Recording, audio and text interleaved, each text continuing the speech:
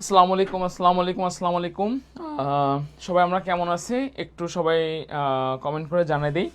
ইনশাল্লাহ আমি কিছুক্ষণের মধ্যেই ক্লাসটা আমি শুরু করে দিব। তো যারা এখন পর্যন্ত আসলে ক্লাসে তোমরা আসো নাই, তো এখন পর্যন্ত যারা ক্লাসে এখন পর্যন্ত জয়েন করেন নাই, অতি দ্রুত ক্লাসটাতে আমরা সবাই দ্রুত জয়েন করার চেষ্টা করি। আমি ইনশাল্লাহ কিছুক্ষণের মধ্যে ক্লাসটা শুরু করে দিচ্ছি। ইনশাল্লাহ কিছুক্ষণের মধ্যে ক্লাসটা শুরু করে দিচ্ছি। সবাই একটু দ্রুত আমরা জয়েন করার চেষ্টা করবো। আজকে গুরুত্বপূর্ণ আমাদের দুটো ক্লাস আমাদের হবে, সেটা হচ্ছে একটা হচ্ছে জিন তত্ত্ব বিবর্তন এবং হচ্ছে রুই মাছ। ঠিক আছে, খুবই গুরুত্বপূর্ণ দুটা চ্যাপ্টার নিয়ে আজকে আমি আপনাদের সামনে আলোচনা করব। সেই দুটো চ্যাপ্টারগুলো কি কি সবাই একটু লক্ষ্য করেন। একটা হচ্ছে জিন তত্ত্ব বিবর্তন, জিন তত্ত্ব জিন তত্ত্ব ও বিবর্তন, জিন তত্ত্ব বিবর্তন, এটা একটা। এবং আরেকটা অংশ নিয়ে আলোচনা করব, সেটা রুই মাছ নিয়ে আলোচনা করবো। খুবই একদম মানে হার্ট হিটার দুটা চ্যাপ্টার নিয়ে আলোচনা করব এবং দুটো চ্যাপ্টার থেকে প্রতি বছরই কিন্তু আমাদের কোশ্চেন কিন্তু আমাদের আসে। ঠিক আছে, ওকে। তো আমরা সবাই একটু গ্রুপটাতে একটু ক্লাসটা শেয়ার দিয়ে দিব। তো আজকে হলো পবিত্র 10ই মহরম, আশুরা ছিল আমাদের, অনেকে আমরা রোজা রাখছি, আমরা জানি খুবই পবিত্র একটা দিন। আমরা জানি যে এই দিনে অনেক কিছু ইতিহাস আছে, ইমাম হোসেনের ইতিহাস আছে, যারা হচ্ছে যে যার কারণে ইসলাম জিন্দা হয়েছে। তো যাক অনেক ইতিহাস আছে। তো আমরা সবাই একটু জয়েন করার চেষ্টা করবো ইনশাল্লাহ। সবাই জয়েন করার মাধ্যমে ক্লাসটা শুরু করে দিব। তো আমি কিছুক্ষণের মধ্যে ক্লাসটা শুরু করতে শ্রীপুর আসসালামু আলাইকুম, ওয়ালাইকুম আসসালাম। ওকে, সবাই একটু ক্লাসে জয়েন করে এবং একটু আমরা মেসেঞ্জার গ্রুপে ক্লাসটা শেয়ার দিই, যার অবস্থানে আছে সবাই একটু ক্লাসটা আমরা শেয়ার দিব। ঠিক আছে, ওকে। ফাতিমা ইসলাম হচ্ছে আসসালামু আলাইকুম ভাইয়া, ওয়ালাইকুম আসসালাম। আচ্ছা, তো আমি একটু যদি ক্লাসটা শুরু করার আগে আমি একটু যদি কথা যদি বলি আপনাদের সামনে, দেখেন তো ক্লাস সাথে শুরু করে দেন, সবাই একটু আসেন, শুরু করে দেন। হ্যাঁ, বিসমিল্লাহির রহমানির রহিম। ওকে, দেখেন এখানে প্রথমে যে কথাটা আমাদের খুবই গুরুত্বপূর্ণ যে কথাটা, সেটা হচ্ছে জিন তত্ত্ব ও বিবর্তন, তাই না? জিন তত্ত্ব ও বিবর্তন। আচ্ছা, এখন দেখেন এখানে বেসিক্যালি আমাদের দুটা কিন্তু আছে, জিন তত্ত্ব বিবর্তন। আচ্ছা, প্রথমে আমি জিন তত্ত্ব নিয়ে আলোচনা করব। এই চ্যাপ্টারটা আসলে এতটা বেশি গুরুত্বপূর্ণ। সেকেন্ড টাইমে প্রত্যেকটা ইউনিভার্সিটিতে, আপনি যে মেডিকেলে যান, জাহাঙ্গীরনগরে যান, বিউপিতে যান, যে কোনোখানে যান না কেন, এই জেনেটিক চ্যাপ্টার থেকে একটা না একটা কোশ্চেন কিন্তু আমাদের কিন্তু আসবেই। ঠিক আছে। আচ্ছা, উম্মে হাবিবা বলছে আসসালামু আলাইকুম ভাই, ওয়ালাইকুম আসসালাম। খুবই গুরুত্বপূর্ণ চ্যাপ্টার। তো এখান থেকে কি কি ধরনের কোশ্চেন আসতে পারে আমি একটু আপনাদের সামনে আলোচনা করবো। তো শুরু করে দিলাম। হ্যাঁ, বিসমিল্লাহ। ওকে, দেখেন প্রথমে আমি যদি ক্লাসটা যদি আলোচনা করি, জেনেটিক্স যদি কথাটা যদি বলি, প্রথম কোশ্চেনটা যদি পরীক্ষার মধ্যে দেয়, জেনেটিক্স শব্দটা এটা আসলে কোথা থেকে আসছে? জেনেটিক্স। আচ্ছা, আমি যদি বলি দেখেন, জেনেটিক্স এটা কিন্তু একটা সাবজেক্ট। কি বললাম? জেনেটিক্স এটা কিন্তু একটা সাবজেক্ট। জেনেটিক্সকে আমরা কি বলবো? এটাকে হচ্ছে আমরা বলবো হচ্ছে বংশগতিবিদ্যা। বংশগতিবিদ্যা, তাই না? জেনেটিক্স মানে কি বলছি? বংশগতিবিদ্যা বলছে। আচ্ছা, ভালো কথা। তো দেখেন আমাদের ঢাকা ভার্সিটিতে বলেন, জগন্নাথে বলেন, বিভিন্ন ভার্সিটি কিন্তু একটা সাবজেক্ট আছে জেনেটিক্স, মানে বংশগতিবিদ্যা। প্রথম সারির যেগুলো সাবজেক্ট আছে এর মধ্যে একটা সাবজেক্ট আছে জেনেটিক্স আছে, তো বংশগতিবিদ্যা। তো বংশগতিবিদ্যাটা কি? তো জীববিজ্ঞানের যে শাখায় কি নিয়ে আলোচনা করা হয় বলেন তো? বংশগতি নিয়ে আলোচনা করা হয়।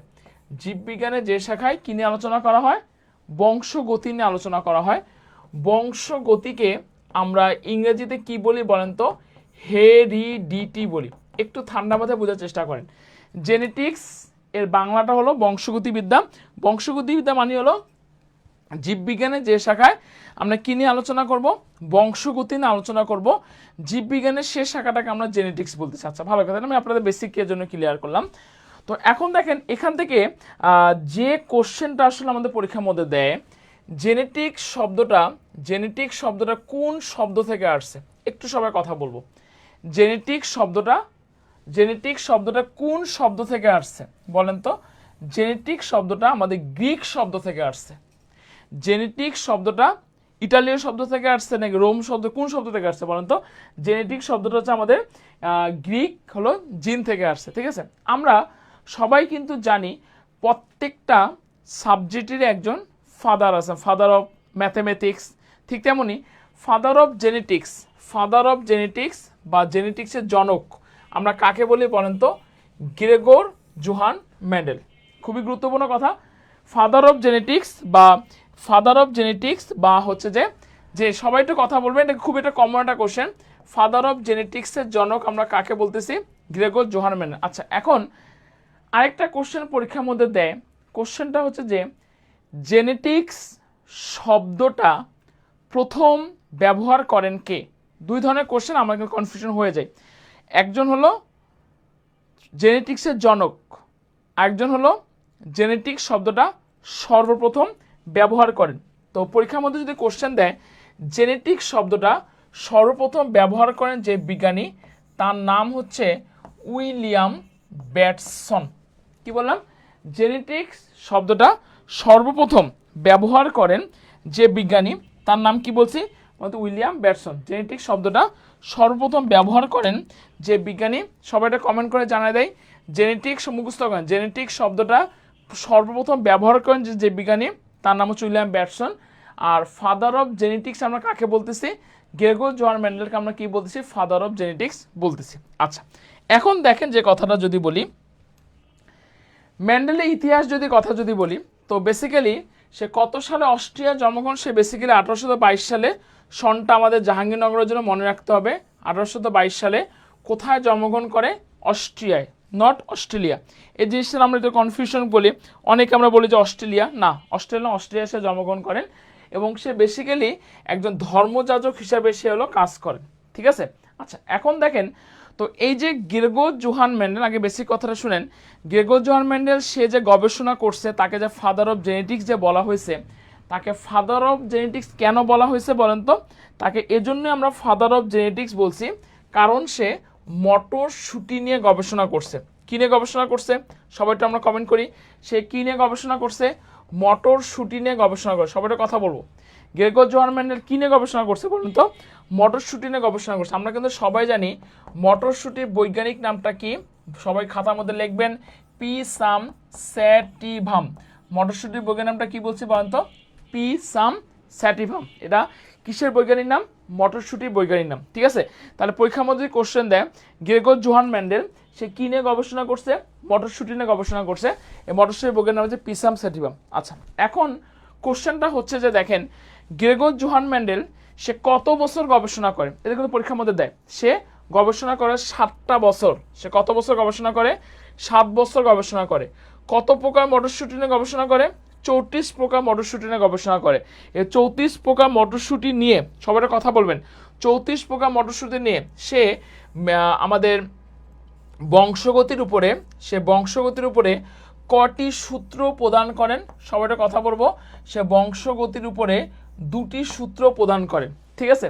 আচ্ছা, এবং 1866 সালে ব্রুন ন্যাচারাল হিস্ট্রি সোসাইটিতে জমা দেয়। এবং সে কোথায় জমা দেয়? ব্রুন ন্যাচারাল হিস্ট্রি সোসাইটিতে জমা দেয়, কিন্তু সেখানে গুরুত্ব ও স্বীকৃতি পায় না। কিন্তু পরবর্তীকালে 1884 সালে সে হলো কি হচ্ছে বলেন তো? মারা যাচ্ছে। এটা কিন্তু খুবই গুরুত্বপূর্ণ জিনিস। এখন একটা জিনিস দেখেন, এখানে কিন্তু আমি যদি আপনাদেরকে সারে নজুল বলি বা সারমর্ম বলি, আমি বলতেছি জেনেটিক শব্দটা গ্রিক শব্দ জিন থেকে আসছে। ফাদার অফ জেনেটিক্সকে আমরা কাকে বলতেছি? মেন্ডেলকে বলতেছি। এবং জেনেটিক শব্দটা সর্বপ্রথম ব্যবহার করেন যে জীববিজ্ঞানী, তার নাম হচ্ছে উইলিয়াম ব্যাটসন। সে অস্ট্রিয়া জন্মগ্রহণ করেন। সে একজন ধর্মযাজক ছিলেন। সে গবেষণা করছে মটরশুঁটির উপরে। মটরশুঁটির বৈজ্ঞানিক নামটা কি? পিসাম স্যাটিভাম। সে কত বছর গবেষণা করে? 7 বছর গবেষণা করে। কয় প্রকার মটরশুঁটি? 34 প্রকার মটরশুঁটি। সে কোন জায়গায় জমা দেয়? 1866 সালে ব্রুন ন্যাচারাল হিস্ট্রি সোসাইটিতে জমা দেয়। কিন্তু সেখানে গুরুত্ব স্বীকৃত পান। একটা জিনিস মাথা রাখবেন, একটা জিনিস দেখেন, গ্রেগর জোহান মেন্ডেল মৃত্যুর পরে, আমি বলি, সে যে ফাদার অফ জেনেটিক্স উপাধিটা পাইছে, সে কিন্তু তার জীবন দশায় তার এই খেতাবটা সে পেয়ে যায়নি। অনেক সময় অনেক পুরস্কার আপনারা দেখতে পাবেন মরণোত্তর পুরস্কার, মানে আফটার ডেথ। তো এই জন্য সে 1900 সালে, কত সালে? 1900 সালে তো তিনজন বিজ্ঞানী নাম হচ্ছে Hugo de Vries, Carl Correns এবং এরিচ ইচ্চেমেক। এই তিনজন বিজ্ঞানী তারা আবারও প্রমাণ করে দেখায় যে না, আসলে জেনেটিক্সের জনক হচ্ছে গ্রেগর জোহান মেন্ডেল। ঠিক আছে? এই স্লাইডটা সবাই ক্লিয়ার কিনা একটু সবাই কথা বলবেন। এই স্লাইডটা সবাই ক্লিয়ার কিনা একটু সবাই কথা বলবেন। আচ্ছা, আমি দেখতেছি আমার সাথে নওশাদ স্বামী অলরেডি জয়েন হয়েছে, শিরিপনা সাহা। ওকে, তো যারা এখন পর্যন্ত ক্লাসে জয়েন করেননি, আপনাদের দায়িত্ব হলো সবাই একটু ক্লাসে জয়েন করবেন, সবাই ক্লাসে জয়েন করবেন, সবাইকে নিয়ে ক্লাসে জয়েন করার চেষ্টা করেন, ঠিক আছে? সবাই ক্লিয়ার কিনা একটু কথা বলবেন, আমি তো নেক্সট স্লাইডে চলে আসবো। ওকে, আচ্ছা, ফাতিমা ইসলাম বলেছেন ক্লিয়ার। আচ্ছা আমি একটু, আচ্ছা ঠিক আছে, ফাতিমা ইসলাম বলছে ক্লিয়ার। মরার পরে সবাই মূল্য দেয়, তাই না? মরার আগে মূল্য দিতে হবে, তাই না? ওকে, সবাই ক্লাসে জয়েন করবো, ঠিক আছে? ওকে, আচ্ছা পরে দেখেন, সবাই দেখেন, একটা কথা বলতেছি, এত কিছু থাকা সত্ত্বেও কেন আসলে এত কিছু থাকা সত্ত্বেও কেন গ্রেগর জোহান মেন্ডেল সে আসলে মটরশুঁটি গাছটাকে সে বেছে নিছে? মানে এত কিছু থাকা সত্ত্বেও কেন সে বেছে নিছে? মানে এত কিছু আছে, তারপরও সে কেন আসলে বেছে নিছে? দেখেন, কারণটা হচ্ছে যে মটরশুঁটি গাছটা হলো এক বর্ষজীবী। এটা কিন্তু অনেক সময় কিন্তু পরীক্ষার মধ্যে আপনাদের কোশ্চেন দেয়, বিশেষ করে আম আছে, অনেক কিছু আছে, কিন্তু কেন আমি আসলে মটরশুঁটি গাছটাকে বেছে নিছি? কারণ এর হচ্ছে এক বর্ষজীবী মানে কি বলেন তো? এক বর্ষজীবী মানে কি? কথা বলবেন। এক বর্ষজীবী মানে কি? এক বছর মানে কি? যারা এক বছর বাঁচে তাদেরকে আমরা কি বলতেছি বলেন তো? এক বর্ষজীবী বলতেছি, ঠিক আছে? আচ্ছা, এরপরে দেখেন, এরা উভলিঙ্গ। কি বলছি? সবাই দেখ, প্রত্যেকটা পয়েন্ট ঠোঁটে কিনারা রাখতে হবে। উভলিঙ্গ, হ্যাঁ। এদের কি ঘটবে? স্বপরাগণ ঘটতেছে, ফলে চারিত্রিক বৈশিষ্ট্যের সংমিশ্রণ হয় না। আচ্ছা, ভালো কথা। পরের কথা কি বলছি? ফুলগুলো বড় হয়, ঠিক আছে? মটর গাছে বিভিন্ন প্রকরণ আছে এবং সংকরায়ন উর্বর প্রজাতির হয়। আচ্ছা, এখন একটা জিনিস দেখেন, সবাই একটু একটা জিনিস মাথায় রাখেন, সেটা বলতেছিলাম যে এখানে কিন্তু এই যে মেন্ডেল মটরশুঁটি গাছটাকে বেছে নিছে, এটা মনে রাখার একটা সূত্র আছে। মনে রাখার কি আছে বলেন তো? একটা সূত্র আছে। সূত্রটা যদি আমি আপনাদেরকে যদি বলি, সূত্রটা হচ্ছে যে একটাই বউ। বউ কয়টা? একটাই বউ। সবাই একটু সূত্রটা কমেন্ট বক্সে লেখেন, খাতার মধ্যে লেখেন, নোট করবেন সবাই। কিন্তু বারবার বলতেছি নোট করার জন্য, সবাই দেখেন নোট করবেন। আমি কিন্তু বারবার এখানে কি সূত্রটা কি বলছি বলেন তো? একটাই বউ। কয়টা বউ? বউ কয়টা হয়? একটা না দুইটা? বলেন সবাই, একটু কমেন্ট বক্সে জানাই দেন, বউ কয়টা? একটাই বউ। কয়টা বউ? একটাই বউ। কেন ভাইয়া সূত্র এটা বলছে একটাই? একটাই মানে কি? এক বর্ষজীবী। বউ, বউ বতে কি? বড় ফুল। বড় ফুলে পরপরাগণ হচ্ছে, বহু প্রকরণ হচ্ছে। রস্যতে কি বলেন তো? এরা উর্বর, এরা উভলিঙ্গ। ক্লিয়ার কিনা সবাই কথা বলবেন? তা বউ কয়টা? একটাই বউ। সূত্রটা ক্লিয়ার? তার মেন্ডেল কেন মটরশুঁটি গাছ থেকে বেছে নিছে? একটাই বউ, এরা এক বর্ষজীবী, বড় ফুল, বহু প্রকরণ, উর্বর এবং উভলিঙ্গ। সবাই ক্লিয়ার কিনা একটা কথা বলবেন, ঠিক আছে? ওকে, তো যারা এখন পর্যন্ত ক্লাসে জয়েন করেন সবাই একটু ক্লাসে আমরা জয়েন করবো, ঠিক আছে? ফাতেমা ইসলাম আছে, হ্যাঁ জি, ওকে ঠিক আছে। আচ্ছা, এরপরে আমি পরে কোশ্চেনে চলে আসতেছি, সবাই ক্লাসে আমরা জয়েন করবো, ঠিক আছে? এখন দেখেন, এই চ্যাপ্টারটা পড়তে গেলে আমাদের বেশ কিছু শব্দের ব্যাখ্যা খুব ভালো করে আমাদের জানতে হবে, ঠিক আছে? এই চ্যাপ্টারটা পড়তে গেলে বেশ কিছু শব্দের ব্যাখ্যা আমাদের খুব ভালো করে আমাদের জানতে হবে। এই চ্যাপ্টারকে বেশ কিছু শব্দের ব্যাখ্যা আমাদের জানতে হবে। তো সে শব্দের ব্যাখ্যাগুলো নিয়ে আমি একটু আপনাদের সামনে কথা বলবো, ঠিক আছে? তো সবাই খাতা কলম নিয়ে বসে পড়েন এবং কিছু শব্দের ব্যাখ্যাগুলো আমি আপনাদের বুঝাই দিচ্ছি। দেখেন, এই চ্যাপ্টারটা পড়তে গেলে মাস্ট বি আমাদের কিছু শব্দের ব্যাখ্যা, কিছু শব্দের ব্যাখ্যা অবশ্যই অবশ্যই ভালো করে জানতে হবে, যেটা আসলে পরীক্ষার জন্য আমাদের অনেক অনেক বেশি গুরুত্বপূর্ণ, ঠিক আছে ভাই? আচ্ছা, এখন দেখেন কিছু শব্দের ব্যাখ্যা। প্রথমে আমি যদি বলি যে জিনের কথা বলি, জিন, জিন বকেজাসি জন্য জিন, ঠিক আছে? যাকে আমরা কি বলি বলতো? ইংরেজিতে বলতেছি জিন, জিন বলতেছি, ঠিক আছে? আচ্ছা, এই জিনটা আসলে কি? এই জিনটা আসলে কি? দেখেন, এই জিনের সংজ্ঞাটা হচ্ছে যে ডিএনএর, আচ্ছা আসসালামু আলাইকুম, ওয়ালাইকুম আসসালাম, ডিএনএর যে নির্দিষ্ট অংশ, ঠিক আছে? দেখেন, আমি যদি একটু কথা বলি, আমরা কিন্তু সবাই কিন্তু জানি এটা একটা কি বলেন তো? এটা কি? ক্রোমোজোম, তাই না? আচ্ছা, তো ক্রোমোজোম, এখন দেখেন ক্রোমোজোমের আপনার নির্দিষ্ট অংশ কিন্তু সে কি করতেছে বলেন তো? নির্দিষ্ট বৈশিষ্ট্য সে কি করতেছে বলেন তো? ধারণ করতেছে। ক্রোমোজোমের নির্দিষ্ট অংশ নির্দিষ্ট বৈশিষ্ট্য ধারণ করতেছে। জিনের সংজ্ঞাটা হলো যে জিন বা গ্রেগর জোহান মেন্ডেল জিন কথাটা ইউজ না করে সেখানে যে কথাটা ইউজ করছে সে হলো ফ্যাক্টর কথাটা ইউজ করছে। কি কথাটা ইউজ করছে? সবাইটা কথা বলি, ফ্যাক্টর কথাটা ইউজ করছে। তো ক্রোমোজোমের যে নির্দিষ্ট অংশ নির্দিষ্ট বৈশিষ্ট্য ধারণ করে সে অংশটাকে আমরা কি বলতেছি? জিন বলতেছি বা ফ্যাক্টর বলতে, আমি আবার বলতেছি, সংজ্ঞাটা লিখে দিচ্ছি। সংজ্ঞাটা কি বলছি, জিনের সংজ্ঞাটা কি সবাই খাতার মধ্যে লিখবেন, সবাই খাতার মধ্যে লেখেন। কি বললাম, ক্রোমোজোমের যে নির্দিষ্ট অংশ, ক্রোমোজোমের যে নির্দিষ্ট অংশ কি করে, নির্দিষ্ট বৈশিষ্ট্য বহন করে।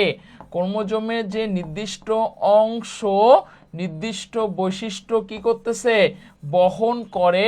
সে ক্রোমোজোমের সে নির্দিষ্ট অংশটাকে আমরা কি বলতেছি বলেন তো, কি বলতেছি বলেন তো, সে নির্দিষ্ট অংশটাকে আমরা জিন বলতেছি বা কি বলতেছি বলেন তো, ফ্যাক্টর বলতেছি। সবাই ক্লিয়ার কেন? পরীক্ষার মধ্যে কোশ্চেন দিতে পারে, ক্রোমোজোমের যে নির্দিষ্ট অংশ নির্দিষ্ট বৈশিষ্ট্য ধারণ করে সেটাকে আসলে আমরা কি বলবো, সেটা অবশ্যই আমরা হলো জিন বা ফ্যাক্টর বলবো। এই সংজ্ঞাগুলো কিন্তু বুঝতে হবে, সংজ্ঞা না বুঝলে কিন্তু হবে না, ঠিক আছে? আচ্ছা, এই জিন সংজ্ঞাটা পড়তে গেলে আমাদের আরেকটা সংজ্ঞা এখানে খুব ভালো করে জানতে হবে ভাই, সেটা লোকাস। কিসের সংজ্ঞা বলছি বলেন তো, লোকাস। Locus, LOCUS, locus. দেখেন এই যে লোকাস, এই লোকাস কথাটা আমাদের কোথা থেকে আসছে, এই লোকাস কথাটা হচ্ছে আমাদের লোকেশন থেকে আসছে। লোকাস কথাটা কোথা থেকে আসছে বলেন তো, লোকেশন থেকে হচ্ছে লোকাস কথাটা আসছে। দেখেন লোকাস কথাটা যদি লোকেশন থেকে আসে, তখন অ্যান্সারটা যদি পরীক্ষার মধ্যে দেয় ফ্যাক্টরের অবস্থানকে, কি বললাম, ফ্যাক্টর মানে কি, জিন এর যে অবস্থান, সে জিন এর অবস্থানকে, জিনের অবস্থানকে আমরা কি বলবো, লোকাস বলবো। তাহলে লোকাস কথাটা কোথা থেকে আসছে বলেন তো, লোকাস কথাটা হচ্ছে আমাদের লোকেশন থেকে আসছে। লোকাস কথাটা কোথা থেকে আসছে বলেন তো, লোকাস কথাটা কিন্তু আমাদের লোকেশন থেকে আসছে, ঠিক আছে? দুটোর সংজ্ঞা ক্লিয়ার কিনা একটু কথা বলবেন, দুটোর সংজ্ঞা ক্লিয়ার কিনা একটু কথা বলবেন, ঠিক আছে? আচ্ছা, আমি কিন্তু দুটোর সংজ্ঞা নিয়ে আলোচনা করছি, এটা কিনা আলোচনা করছি জিন বা ফ্যাক্টর, একটা লোকাস নিয়ে আপনাদের সামনে কথা বলছি। আচ্ছা, এখন দেখেন আমি যদি আপনাদেরকে যদি আলোচনা করি, আমাদের মানুষের দেহে ক্রোমোজোম কয়টা, তো কথা বলেন তো, বলেন মানুষের কয় জোড়া ক্রোমোজোম আছে, কেউ বলতে পারবেন কিনা বলি দেখি, মানুষের কয় জোড়া ক্রোমোজোম আছে দেখি, সব কেউ বলতে পারবেন না, বলে মানুষের কয় জোড়া ক্রোমোজোম আছে বলেন তো। আমরা সবাই জানি মানুষে 23 জোড়া, 23 জোড়া কি আছে, ক্রোমোজোম আছে, ঠিক আছে? পরীক্ষার জন্য কিন্তু অনেক বেশি গুরুত্বপূর্ণ। আচ্ছা, 46টা নাম নাকি 23 জোড়া বলে। আচ্ছা, 23 জোড়া মানে কি, জোড়া জোড়া আছে ক্রোমোজোমগুলো সবসময় কি থাকে, জোড়া জোড়া থাকে, একটা আসতে বাবার কাছ থেকে, একটা আসতেছে কি বলেন তো মায়ের কাছ থেকে। ক্রোমোজোমগুলো এই যে জোড়া জোড়ায় যে অবস্থান করে, এই জোড়া জোড়া অবস্থানগুলোকে আমরা কি বলবো বলেন তো, এলিল বলবো। কি বলবো, এলিল, এলিল, এলিল, অথবা কি বলবো বলেন তো, এলিলোমর্ফ বলবো, এলিল অথবা কি বলবো, এলিলোমর্ফ বলবো। ক্রোমোজোমগুলো এই যে জোড়ায় জোড়া অবস্থান করতেছে সেটাকে আমরা কি বলতেছি, এলিল বা এলিলোমর্ফ। আচ্ছা, আপনাদের কাছে একটা কোশ্চেন, তাহলে ক্রোমোজোমগুলো এই যে জোড়ায় জোড়া আছে, এই যে বাবার কাছ থেকে মায়ের কাছ থেকে জোড়ায় জোড়া থাকাটাকে আমরা কি বলছি, এলিল বা এলিলোমর্ফ। আচ্ছা, ভালো কথা। আচ্ছা, মানুষের ক্রোমোজোম 23 জোড়া বলছে। আচ্ছা, আপনারা বলেন তো হাইড্রাতে কতটি ক্রোমোজোম আছে, হাইড্রাতে কতটি ক্রোমোজোম আছে দেখি, কে সবার আগে অ্যান্সার করতে পারেন, হাইড্রাতে কতটি ক্রোমোজোম আছে বলেন, হাইড্রাতে কতটি ক্রোমোজোম আছে। কোশ্চেনটা কি বুঝেছেন, কোশ্চেনটা কি বলছি, হাইড্রাতে কতটি ক্রোমোজোম আছে। যদিও এটা আমাদের আমি পড়াই দেবো আপনাদের, তারপর আমি আপনাদের একটু রিকল করতেছি। বলেন হাইড্রাতে কতটি ক্রোমোজোম আছে দেখি, কি অ্যান্সার করতে পারেন দেখবো। কোশ্চেনটা হলো হাইড্রাতে কতটি ক্রোমোজোম আছে, বলেন হাইড্রাতে কতটি ক্রোমোজোম আছে বলেন দেখি, দেখি কি অ্যান্সার করতে পারেন। হাইড্রাতে কতটি ক্রোমোজোম আছে, কোশ্চেনটা কিন্তু অনেকবার বিভিন্ন সেকেন্ড টাইম ভার্সিটিতে আমাদের দিয়েছে, হাইড্রাতে কতটি ক্রোমোজোম আছে বলেন। আচ্ছা, কেউ অ্যান্সার করতেছে না, আমি বলে দিচ্ছি, হাইড্রাতে 32টা ক্রোমোজোম আছে। হাইড্রাতে কয়টা ক্রোমোজোম আছে, 32টা ক্রোমোজোম আছে। এখন কোশ্চেন, ভাইয়া মনে রাখবো কিভাবে, ভাইয়া মনে রাখবো কিভাবে, দেখেন হাই দেওয়ার জন্য কি পড়তেছে, 32টা দাঁত দেখা পড়তেছে, হাই, কাউকে যে হাই বলেন, হাই বলেন না, তার 32টা দাঁত তো দেখা পড়তেছে, তাই না? তার মানে কি হাইড্রাতে কয়টা ক্রোমোজোম আসতেছে, 32টা, তার মানে কয়টা ক্রোমোজোম, 16 জোড়া, 16 জোড়া আমাদের কি আছে, ক্রোমোজোম আছে, ঠিক আছে? ওকে, এখন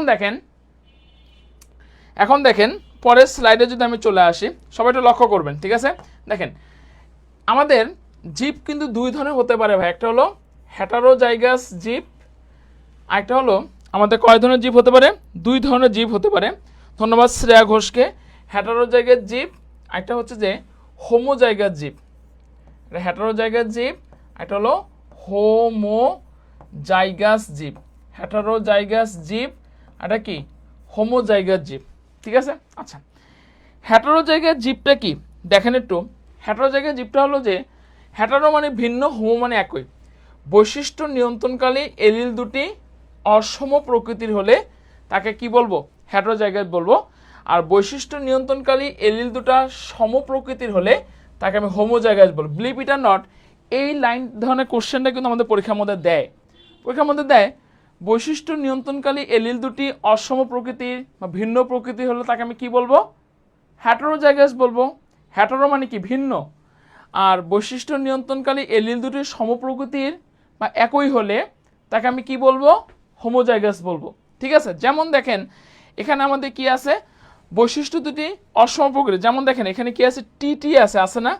আচ্ছা, ভালো কথা, একটা বাবার কাছ থেকে আসতেছে, একটা মায়ের কাছ থেকে আসছে। টি লম্বার জন্য দায়ী, টি খাটোর জন্য দায়ী। দুইটা কি এক নাকি দুইটা আলাদা? অবশ্যই আলাদা। তার মানে কি অবশ্যই এই টি, তার মানে এটা আমাদের এটা কি হেটারোজাইগাস জীবের উদাহরণ, ঠিক আছে?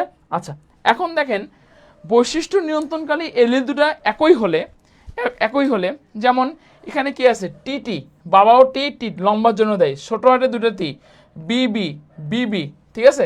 দুটা যদি কি হচ্ছে? সমপ্রকৃতির যদি হয় তাহলে সেটাকে আমরা কি বলবো? হোমোজাইগাস বলবো, ঠিক আছে? তাহলে এই দুটো ক্লিয়ার কিনা এটা কথা বলবেন, ঠিক আছে? ওকে, এরপরে আমি পরের কোশ্চেনে যদি চলে যাব। আচ্ছা, হেটারোজাইগাস জীবে কি হয়েছে? এখানে সমপ্রকৃতির হয়েছে, বাবাও লম্বা মাও লম্বা, কোনো ঝামেলা নাই। কিন্তু হেটারোজাইগাস জীবে আমাদের কি হয় বলেন তো? ঝামেলা হচ্ছে একটা দুটা ভিন্ন, তার মানে ভিন্নটার মধ্যে অবশ্যই একটা প্রকাশিত পাবে, আরেকটা কি প্রকাশিত পাবে না। নিশ্চয়ই পৃথিবীতে এমন কোনো বাচ্চা আপনারা দেখেননি যার অর্ধেক চুল, দেখা গেল বাবার চুল সিল্কি মায়ের চুল কার্লি, হতেই পারে। তো নিশ্চয়ই এমন কোনো বাচ্চা জন্মগ্রহণ করবে তার অর্ধেক চুল সিল্কি অর্ধেক চুল কার্লি? কখনোই নেই, হয় সিল্কি হবে না হয় কার্লি হবে, তাই না? তার মানে কোন জায়গায় সমস্যাটা হচ্ছে বলেন তো? হেটারোজাইগাস অবস্থায় সমস্যাটা হচ্ছে। তো সেটাই বলছে, হেটারোজাইগাস অবস্থায় যে বৈশিষ্ট্য প্রকাশ পায় তাকে কি বলে? আর হেটারোজাইগাস অবস্থায় যে বৈশিষ্ট্য প্রকাশ পায় না তাকে আমরা কি বলবো? দেখেন, হেটারোজাইগাস অবস্থায় যে বৈশিষ্ট্যটা প্রকাশ পাচ্ছে তাকে আমি প্রকট বৈশিষ্ট্য বলবো বা ডমিনেন্ট ক্যারেক্টার বলবো। আর যে বৈশিষ্ট্য প্রকাশিত পাচ্ছে না তাকে আমি প্রচ্ছন্ন বৈশিষ্ট্য বলবো বা রিসেসিভ ক্যারেক্টার বলবো। খুবই দামি কথা, বা পরীক্ষার মধ্যে আমরা ভুল করি। কি বলছি ভাই? কোন অবস্থায়? হোমোজাইগাস অবস্থায় না। কেন না? বাবার চুলও সিল্কি মায়ের চুলও সিল্কি, বুঝতে পারতেছি যে বেবিটা পৃথিবীতে আসবে তার চুলও সিল্কি হবে, কোনো ঝামেলা নেই। কিন্তু ঝামেলা কখন হচ্ছে? হেটারোজাইগাস অবস্থা হচ্ছে বাবার চুল সিল্কি মায়ের চুল কার্লি, হয় বেবির চুল হবে সিল্কি না হয় কার্লি। তার মানে হেটারোজাইগাস অবস্থায় যেটা প্রকাশিত পাচ্ছে সেটাকে আমি কি বলবো? প্রকট। আর যেটা প্রকাশিত পাচ্ছে না তাকে আমি কি বলবো বলেন তো? প্রচ্ছন্ন বলবো। ওকে, আচ্ছা, এরপরে আমি পরের স্লাইডে যদি চলে আসি, দেখেন পরের স্লাইডে যদি আমি চলে আসি, জিনোটাইপ কি, ফিনোটাইপ কি, প্যারেন্টাল জেনারেশন কি, অপত্য বংশ কি, যেগুলা আমাদের আসলে পরীক্ষার মধ্যে সেকেন্ড টাইমের জন্য অনেক দামি কথাগুলো দেয়। একদমই খুবই একদম চুজি একটা স্লাইড করা হয়েছে আজকে, বলতে গেলে খুবই ইনফরমেশন লেভেল স্লাইডগুলো। দেখেন সবাই একটু, এখানে যে কথাটা আমি বলতে চাচ্ছিলাম আপনাদেরকে সেটা হলো যে জিনোটাইপটা কি আসলে। দেখেন জিনোটাইপটা কি? জীবের লক্ষণ নিয়ন্ত্রণকারী জিন যুগলকে, জীবের লক্ষণ নিয়ন্ত্রণকারী জিন যুগলকে আমরা কি বলবো? জিনোটাইপ বলবো। তার মানে কি আমি এখানে একটা কথা অ্যাড করতে পারি ভাই, জীবের অভ্যন্তরীণ যে গঠনকে, জীবের অভ্যন্তরীণ গঠনকে আমি কি বলবো বলেন তো? অভ্যন্তরীণ গঠনকে হচ্ছে আমরা জিনোটাইপ বলতেছি। আচ্ছা, আর ফিনোটাইপ ভাই কাকে বলবো? ফিনোটাইপ অবশ্যই বলতে পারি বাহ্যিক যে বৈশিষ্ট্য, সবাই একটু আমরা কমেন্ট করে জানা দেই, খাতার মধ্যে নোট করব। আমি কিন্তু নোটে খুব বিশ্বাস করি। জীবের বাহ্যিক বৈশিষ্ট্যকে কি বলে, অভ্যন্তরীণ বৈশিষ্ট্যকে কি বলে, একটা জিনোটাইপ একটা ফিনোটাইপ, ঠিক আছে। আচ্ছা, এখন দেখেন প্যারেন্টাল জেনারেশনটা কি, ঠিক আছে, সবাই একটু ক্লাসে আসবেন। প্যারেন্টাল জেনারেশনটা কি দেখেন, প্যারেন্টাল জেনারেশনটা কি, কোনো ক্রসে ব্যবহৃত পিতামাতাকে আমরা প্যারেন্টাল জেনারেশন বা পি বলি। তা পরীক্ষার মধ্যে দিতে পারে কোনো ক্রসে ব্যবহৃত আপনার পিতামাতাকে আমরা কি বলছি, প্যারেন্টাল জেনারেশন বা পি বলতেছি। আর অপত্য বংশ যাকে ফিলিয়াল জেনারেশন কাকে বলো, ক্রসে তৈরি সন্তান সন্ততিকে আমরা ফিলিয়াল জেনারেশন বলবো। পরীক্ষার মধ্যে দিতে পারে ক্রসে ব্যবহৃত পিতামাতাকে কি জেনারেশন বলে, ক্রসে তৈরি সন্তান সন্ততিকে কি বলে। This is so much important, পরীক্ষার জন্য কিন্তু অনেক বেশি গুরুত্বপূর্ণ। এই স্লাইডটা সবাই ক্লিয়ার কিনা একটা কথা বলবেন। প্রত্যেকটা কোশ্চেন কিন্তু পরীক্ষা আসার মতো সো মাচ চুজি কোশ্চেন। ওকে, সবাই ক্লিয়ার কিনা একটা কথা বলবেন। আচ্ছা, এখন দেখেন ভাই, আমি একটু যদি কথা বলি, মেন্ডেলের সূত্র কিন্তু আমাদের কয়টা আছে বলেন তো, মেন্ডেলের সূত্র কয়টা আছে বলেন তো। অবশ্যই আমরা কিন্তু সবাই জানি মেন্ডেলের সূত্র কিন্তু আমাদের দুটা সূত্র আছে, তাই না। একটা হলো প্রথম সূত্র, এটা কি সূত্র, প্রথম সূত্র, এটা কি সূত্র বলছে আমাদের দ্বিতীয় সূত্র। তো এখন দেখেন যে কোশ্চেনটা দেখেন, এখন যে কোশ্চেনটা আসলে আমাদের পরীক্ষার মধ্যে প্রায় সময় দেয়, মেন্ডেলের প্রথম সূত্রের, হ্যাঁ মেন্ডেলের প্রথম সূত্রের আরেকটা নাম কি, কেউ কি বলতে পারবেন। মেন্ডেলের প্রথম সূত্রের আরেকটা নাম হচ্ছে মনোহাইব্রিড ক্রস এর সূত্র। মেন্ডেলের প্রথম সূত্রের আরেকটা নাম কি বলছি বলেন তো, মনোহাইব্রিড ক্রসের সূত্র। ভালো কথা। মেন্ডেলের দ্বিতীয় সূত্রের আরেকটা নাম হচ্ছে ডাইহাইব্রিড ক্রসের সূত্র। ভুল করা কিন্তু যাবে না। তো পরীক্ষার মধ্যে প্রায় সময় যে কোশ্চেনটা আমাদের, আচ্ছা সবাই একটু ক্লাসে জয়েন করবো। দেখেন মেন্ডেলের প্রথম সূত্রে অনুপাতটা কত, সবাই একটু বলবেন, সবাই আমার সাথে কথা বলবেন, নোট করবেন খাতার মধ্যে, কমেন্টে জানাবেন। বলেন মেন্ডেলের প্রথম সূত্র বা মনোহাইব্রিড ক্রসের সূত্র অনুপাতটা কত। আমি লিখে দিচ্ছি আপনাদের সামনে, আপনারা খাতার মধ্যে লিখবেন কত বলেন তো, কত 3:1, কত বলেন 3:1। ভালো কথা। মেন্ডেলের দ্বিতীয় সূত্রের অনুপাতটা কত বলেন, মেন্ডেলের দ্বিতীয় সূত্রের অনুপাতটা হচ্ছে বলেন কত, 9:3:1। কত বলছি, 9:3:1। এটা হচ্ছে মেন্ডেলের দ্বিতীয় সূত্রের ব্যতিক্রম। আচ্ছা ভালো কথা, দ্বিতীয় সূত্র অনুপাত, তাহলে একটু সবাই মুখস্থ করে ফেলি ভাই পড়াটা। বায়োলজিতে আমার ক্লাসে পড়া, ক্লাসে মুখস্থ করবেন। বলেন মেন্ডেলের প্রথম সূত্র বা মনোহাইব্রিড ক্রসের সূত্র অনুপাতটা কত, 3:1। কোনো ভাই ভুল করা যাবে না। মেন্ডেলের দ্বিতীয় সূত্র বা ডাইহাইব্রিড ক্রসের সূত্র অনুপাতটা কত, 9:3:1। আবার বলতেছি কত, 9:3:1। শেষ।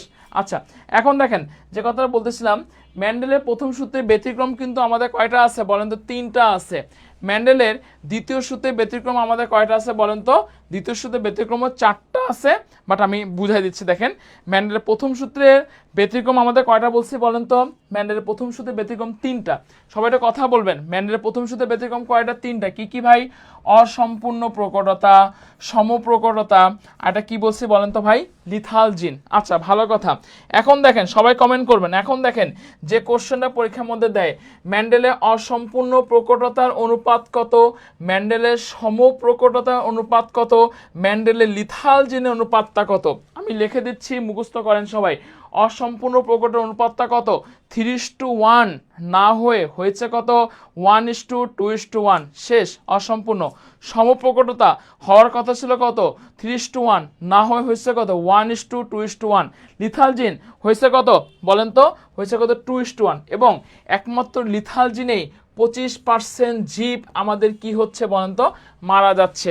পরীক্ষার মধ্যে কোশ্চেন দেয় কোন জিনের কারণে 25% জীব মারা যায়, অবশ্যই অ্যান্সার কি হবে বলেন তো, লিথাল জিনের কারণে 25% জীব হচ্ছে আমাদের মারা যাচ্ছে। আচ্ছা ভালো কথা। এখন দেখেন মেন্ডেলের যে দ্বিতীয় সূত্রের ব্যতিক্রম কিন্তু আমাদের 1টা 2টা 3টা 4টা। আমাদের মেন বইতে শুধুমাত্র পরিপূরক জিন আছে আর অ্যাপিস্ট্যাটিস আছে। অ্যাপিস্ট্যাটিস কিন্তু আবার 2 প্রকার, একটা হলো প্রকট অ্যাপিস্ট্যাটিস, এটা কি দ্বৈত প্রচ্ছন্ন অ্যাপিস্ট্যাটিস। কিন্তু ভাইয়ারা আমাদের দেখেন আমাদের আরেকটা ট্রামও কিন্তু আছে, পলিজেনিক ইনহেরিটেন্স। আপনার নাম কি শুনছেন কি শুনে নাই? একটু সবাই কথা বলবেন। এই নামটা শুনেছেন কি শুনেননি? একটু কথা বলবেন। Polygenic inheritance. দেখেন ভাইয়ারা, এই পলিজেনিক ইনহেরিটেন্স এটাও কিন্তু মেন্ডেলের দ্বিতীয় সূত্রে ব্যতিক্রম। কেন? এটা পরে আলোচনা করতেছি, একটু আমার সাথে কথা বলবেন। মেন্ডেলের দ্বিতীয় সূত্র অনুপাতটা কত বলছি ভাইয়ারা? 9:3:1। ব্যতিক্রমগুলো কি কি? পরিপূরক জিন, হ্যাঁ পরিপূরক জিনের অনুপাতটা কত? সবাই একটু নোট করবেন এবং কমেন্ট বক্সে কমেন্ট করবেন। পরিপূরক জিনের অনুপাতটা কত বলেন? 9:7। আচ্ছা, অ্যাপিস্ট্যাটিস ভাই 2 প্রকার, একটা হলো প্রকট, আরেকটা কি ভাই? দ্বৈত প্রচ্ছন্ন অ্যাপিস্ট্যাটিস। ঠিক আছে, প্রকট অ্যাপিস্ট্যাটিস রেশিওটা কত? 13:3। কত ভাই বলেন? 13:3। কত? 13:3। আর দ্বৈত প্রচ্ছন্ন অ্যাপিস্ট্যাটিস এর রেশিওটা কত ভাই? 9:7। আচ্ছা দেখেন, একটু যদি যোগ করেন, 9 আর 1 10, 10 আর 3 3 16টা, প্রত্যেকটা কিন্তু 16 হচ্ছে। আচ্ছা, এখন কোশ্চেন করতে পারেন ভাইয়া আপনি কোন হিসাবে পলিজেনিক ইনহেরিটেন্সটাকে, এটাকেও দ্বিতীয় সূত্রে ব্যতিক্রমের মধ্যে পড়তেছে। দেখেন এটাকে যদি আপনারা যোগ করলে কিন্তু 16টাই হচ্ছে। যোগ করলে কিন্তু কয়টা হচ্ছে বলেন তো? 16টাই হচ্ছে। তো পরীক্ষার মধ্যে এই কোশ্চেনটা প্রায় সময় পরীক্ষার মধ্যে দেয়। সবাই একটু কমেন্টে লিখবেন বা খাতার মধ্যে লিখবেন, আমি কোশ্চেন করবো, আপনারা মুখস্থ করবেন। বলেন পলিজেনিক ইনহেরিটেন্সের অনুপাত কত? আমি বলে দিচ্ছি, বলেন 1:4:6:4:1। আবার বলতেছি কত? 1:4:6:4:1। ঠিক আছে, বিলিভ ইট আর নট, এই যে একেবারে চুজি একটা স্লাইড, এখান থেকে ভাই একটা কোশ্চেন পাবে। This is my challenge. Okay, সবাই ক্লিয়ার কিনা একটু কথা বলবেন? সবাই ক্লিয়ার? আচ্ছা, এটা হলো জাস্ট আপনাদেরকে একটা দিলাম, মানে কোন রেশিওটা কত পরীক্ষার মধ্যে আমাদের দেয়, ঠিক আছে। ধন্যবাদ সঞ্জনা। ওকে, সবাইকে একটু লাইক দিয়ে দেই। উম্মে হাবিবা, ওকে। শ্রীপনা, ওকে, ঠিক আছে। আচ্ছা, ধন্যবাদ। সবাই একটু কমেন্ট করবো আমরা। ক্লিয়ার, ওকে, ধন্যবাদ সঞ্জনা। আচ্ছা, আজকে রাকিবের বউ ক্লাসে নাই, তাই না? ওকে, আচ্ছা, এখন দেখেন আজকে রাকিবের বউ ক্লাসে নাই। আচ্ছা, ওকে, ক্লিয়ার ভাইয়া। আচ্ছা ভাই, এখন দেখেন আমি একটু ডিপে চলে যাব। ওইটা ছিল রেশিওটা। তো অসম্পূর্ণ প্রকটতা যদি আপনারা একটু যদি বেসিক জিনিস যদি আপনারা বুঝতে পারেন, আমি বেসিকটা আমি আপনাদেরকে একটু ধরাই দিচ্ছি। অসম্পূর্ণ প্রকটতা কি জানেন? প্রকট জিনটা ভাই অসম্পূর্ণ থাকবে, বুঝতেই তো পারতেছি। প্রকটটাকে কি আছে? অসম্পূর্ণ আছে, যাকে আমরা ইংরেজিতে কি বলবো? Incomplete dominance. ঠিক আছে, আচ্ছা, ভালো কথা। এখন দেখেন যে কথাটা আমাদের এখানে বলা আছে, সেটা হচ্ছে যে যখন একজোড়া বিপরীত বৈশিষ্ট্য সম্পন্ন দুটি জীবে সংকরণ বা ক্রস করলে প্রথম বংশধরের প্রকট বৈশিষ্ট্য পূর্ণ প্রকাশে ব্যর্থ হওয়ার কারণে উভয় বৈশিষ্ট্যের মাঝামাঝি বৈশিষ্ট্য প্রকাশ পায়, তখন তাকে আমরা অসম্পূর্ণ প্রকটতা বলি। মানে আমি যে কথা বলি, দেখেন অসম্পূর্ণ প্রকটতার জন্য যে জিনটা দায়ী, সে জিনটাকে আমরা কি বলবো বলেন তো? ইন্টারমিডিয়েট জিন। খুবই গুরুত্বপূর্ণ একটা কোশ্চেন, আমার সাথে কথা বোঝার চেষ্টা করেন, খাতায় নোট করার চেষ্টা করেন, কমেন্ট করার চেষ্টা করেন। অসম্পূর্ণ প্রকটতা কি ভাই? এটা আপনারা বুঝছেন। প্রকট জিনটা প্রকাশিত হবে না, মাঝামাঝি আকার ধারণ করবে। আচ্ছা, ভালো কথা। এখন আমার কোশ্চেন হলো আপনাদের কাছে, অসম্পূর্ণ প্রকটতার জন্য যে জিনটা দায়ী, সে জিনটাকে আমি কি জিন বলবো? ইন্টারমিডিয়েট জিন বলবো। ঠিক আছে, আরেকটা কোশ্চেন পরীক্ষার মধ্যে দেয়, এই ইন্টারমিডিয়েট যে জিন আছে, সেই ইন্টারমিডিয়েট জিনের আবিষ্কারক কে? অবশ্যই মাথা রাখবেন, ইন্টারমিডিয়েট জিনের আবিষ্কারক হচ্ছে কার্ল করেন্স। কি বলছে বলেন তো? ইন্টারমিডিয়েট জিনের আবিষ্কারক কি বলছে বলেন তো? Carl Correns. এটা কিন্তু পরীক্ষার মধ্যে দেয়। সবাই একটা কথা বলেন, ইন্টারমিডিয়েট জিনের আবিষ্কারক কে? কার্ল করেন্স হচ্ছে ইন্টারমিডিয়েট জিনের আবিষ্কারক। এবং এই যে এই অসম্পূর্ণ প্রকটতা বেসিক্যালি যে উদ্ভিদটার উপর করা হয়, যার উপর করা হয় তার নাম হচ্ছে সন্ধ্যা মালতী উদ্ভিদ। কোন উদ্ভিদের উপর করা হয়েছে? সন্ধ্যা মালতী উদ্ভিদের উপর করা হয়েছে। এবং আমরা কিন্তু সবাই জানি সন্ধ্যা মালতী উদ্ভিদের বৈজ্ঞানিক নাম হচ্ছে যে মিরাবালিস। মিরাবালিস জেলাপা। মিরাবালিস জেলাপা, এটা হচ্ছে সন্ধ্যা মালতী উদ্ভিদের বৈজ্ঞানিক। পরীক্ষার মধ্যে কোশ্চেন দিতে পারে অসম্পূর্ণ প্রকটতার জন্য কোন উদ্ভিদকে বেছে নেওয়া হয়েছে, জবা, গন্ধরাজ, গোলাপ নাকি সন্ধ্যা মালতী? অবশ্যই অ্যান্সার কি হবে বলেন তো ভাই? সন্ধ্যা মালতী। কি হবে? সন্ধ্যা মালতী। এবং এই যে সন্ধ্যা মালতী, এই সন্ধ্যা মালতী উদ্ভিদের বৈজ্ঞানিক নাম হচ্ছে মিরাবালিস। আবার কোলবালিশ দিয়েন না, মিরাবালিস। সবাই একটু মুখস্থ করেন। ভাইয়া ক্লাসে কি বলছে? কোলবালিশ না, কি বালিশ হবে? মিরাবালিশ। জিলাপি না, কি হবে? জেলাপা। এই কোশ্চেন অনেকবার জাহাঙ্গীরনগরে দিয়েছিল, অনেকবার রাজশাহীতে দিয়েছিল, গুচ্ছতে দিয়েছিল। সন্ধ্যা মালতী উদ্ভিদের বৈজ্ঞানিক নাম কি? বানানটা ভুল করা যাবে না। কি বলছি বলেন তো? মিরাবালিস জেলাপা। ঠিক আছে? কি বলছি? মিরাবালিস হলো জেলাপা। এখন একটা জিনিস আপনারা দেখেন, এখানে আমি যদি আপনাদের সামনে কথা বলি এই অসম্পূর্ণ প্রকটতা নিয়ে, দেখেন অসম্পূর্ণ প্রকটতা নিয়ে এখানে বেসিক্যালি কি হয়েছে, আমরা কি হয়েছে এখানে F1 বংশধর সবগুলো হচ্ছে কি ফুল হবে বলেন তো? F1 যে বংশধর, সে F1 বংশধরে সবগুলো ফুলই আমাদের কি হবে বলেন তো?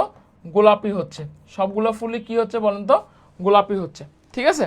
আচ্ছা, এটা হলো আমাদের হলো অসম্পূর্ণ প্রকটতার জন্য। এখন দেখেন আমাদের আরেকটা টার্ম আছে যেটা হচ্ছে সমপ্রকটতা। সমপ্রকটতার ক্ষেত্রে কিন্তু সেম রেশিও, সেই রেশিওটা কি হবে বলেন তো? 1:2:1। এখন দেখেন আমি একটু যেটা নিয়ে কথা বলবো ভাই, লিথাল জিন বা মারুন জিন নিয়ে কথা বলবো। এটা অবশ্যই আপনারা শুনছেন। লিথাল জিন বা কি নিয়ে কথা বলবো বলেন তো? লিথাল জিন বা মারুন জিন নিয়ে আপনাদের সামনে আমি কথা বলবো। একটু বোঝার চেষ্টা করেন। দেখেন লিথাল জিন নাম তো শুনছেন, সবাই শুনছেন কি শুনে না একটু কথা বলবেন। যারা এখন পর্যন্ত ক্লাসে আসেননি সবাই ক্লাসে আসেন, সবাই ক্লাসে আসেন, সবাই দেখেন লিথাল জিন বা কি জিন বলেন তো? মারুন জিন।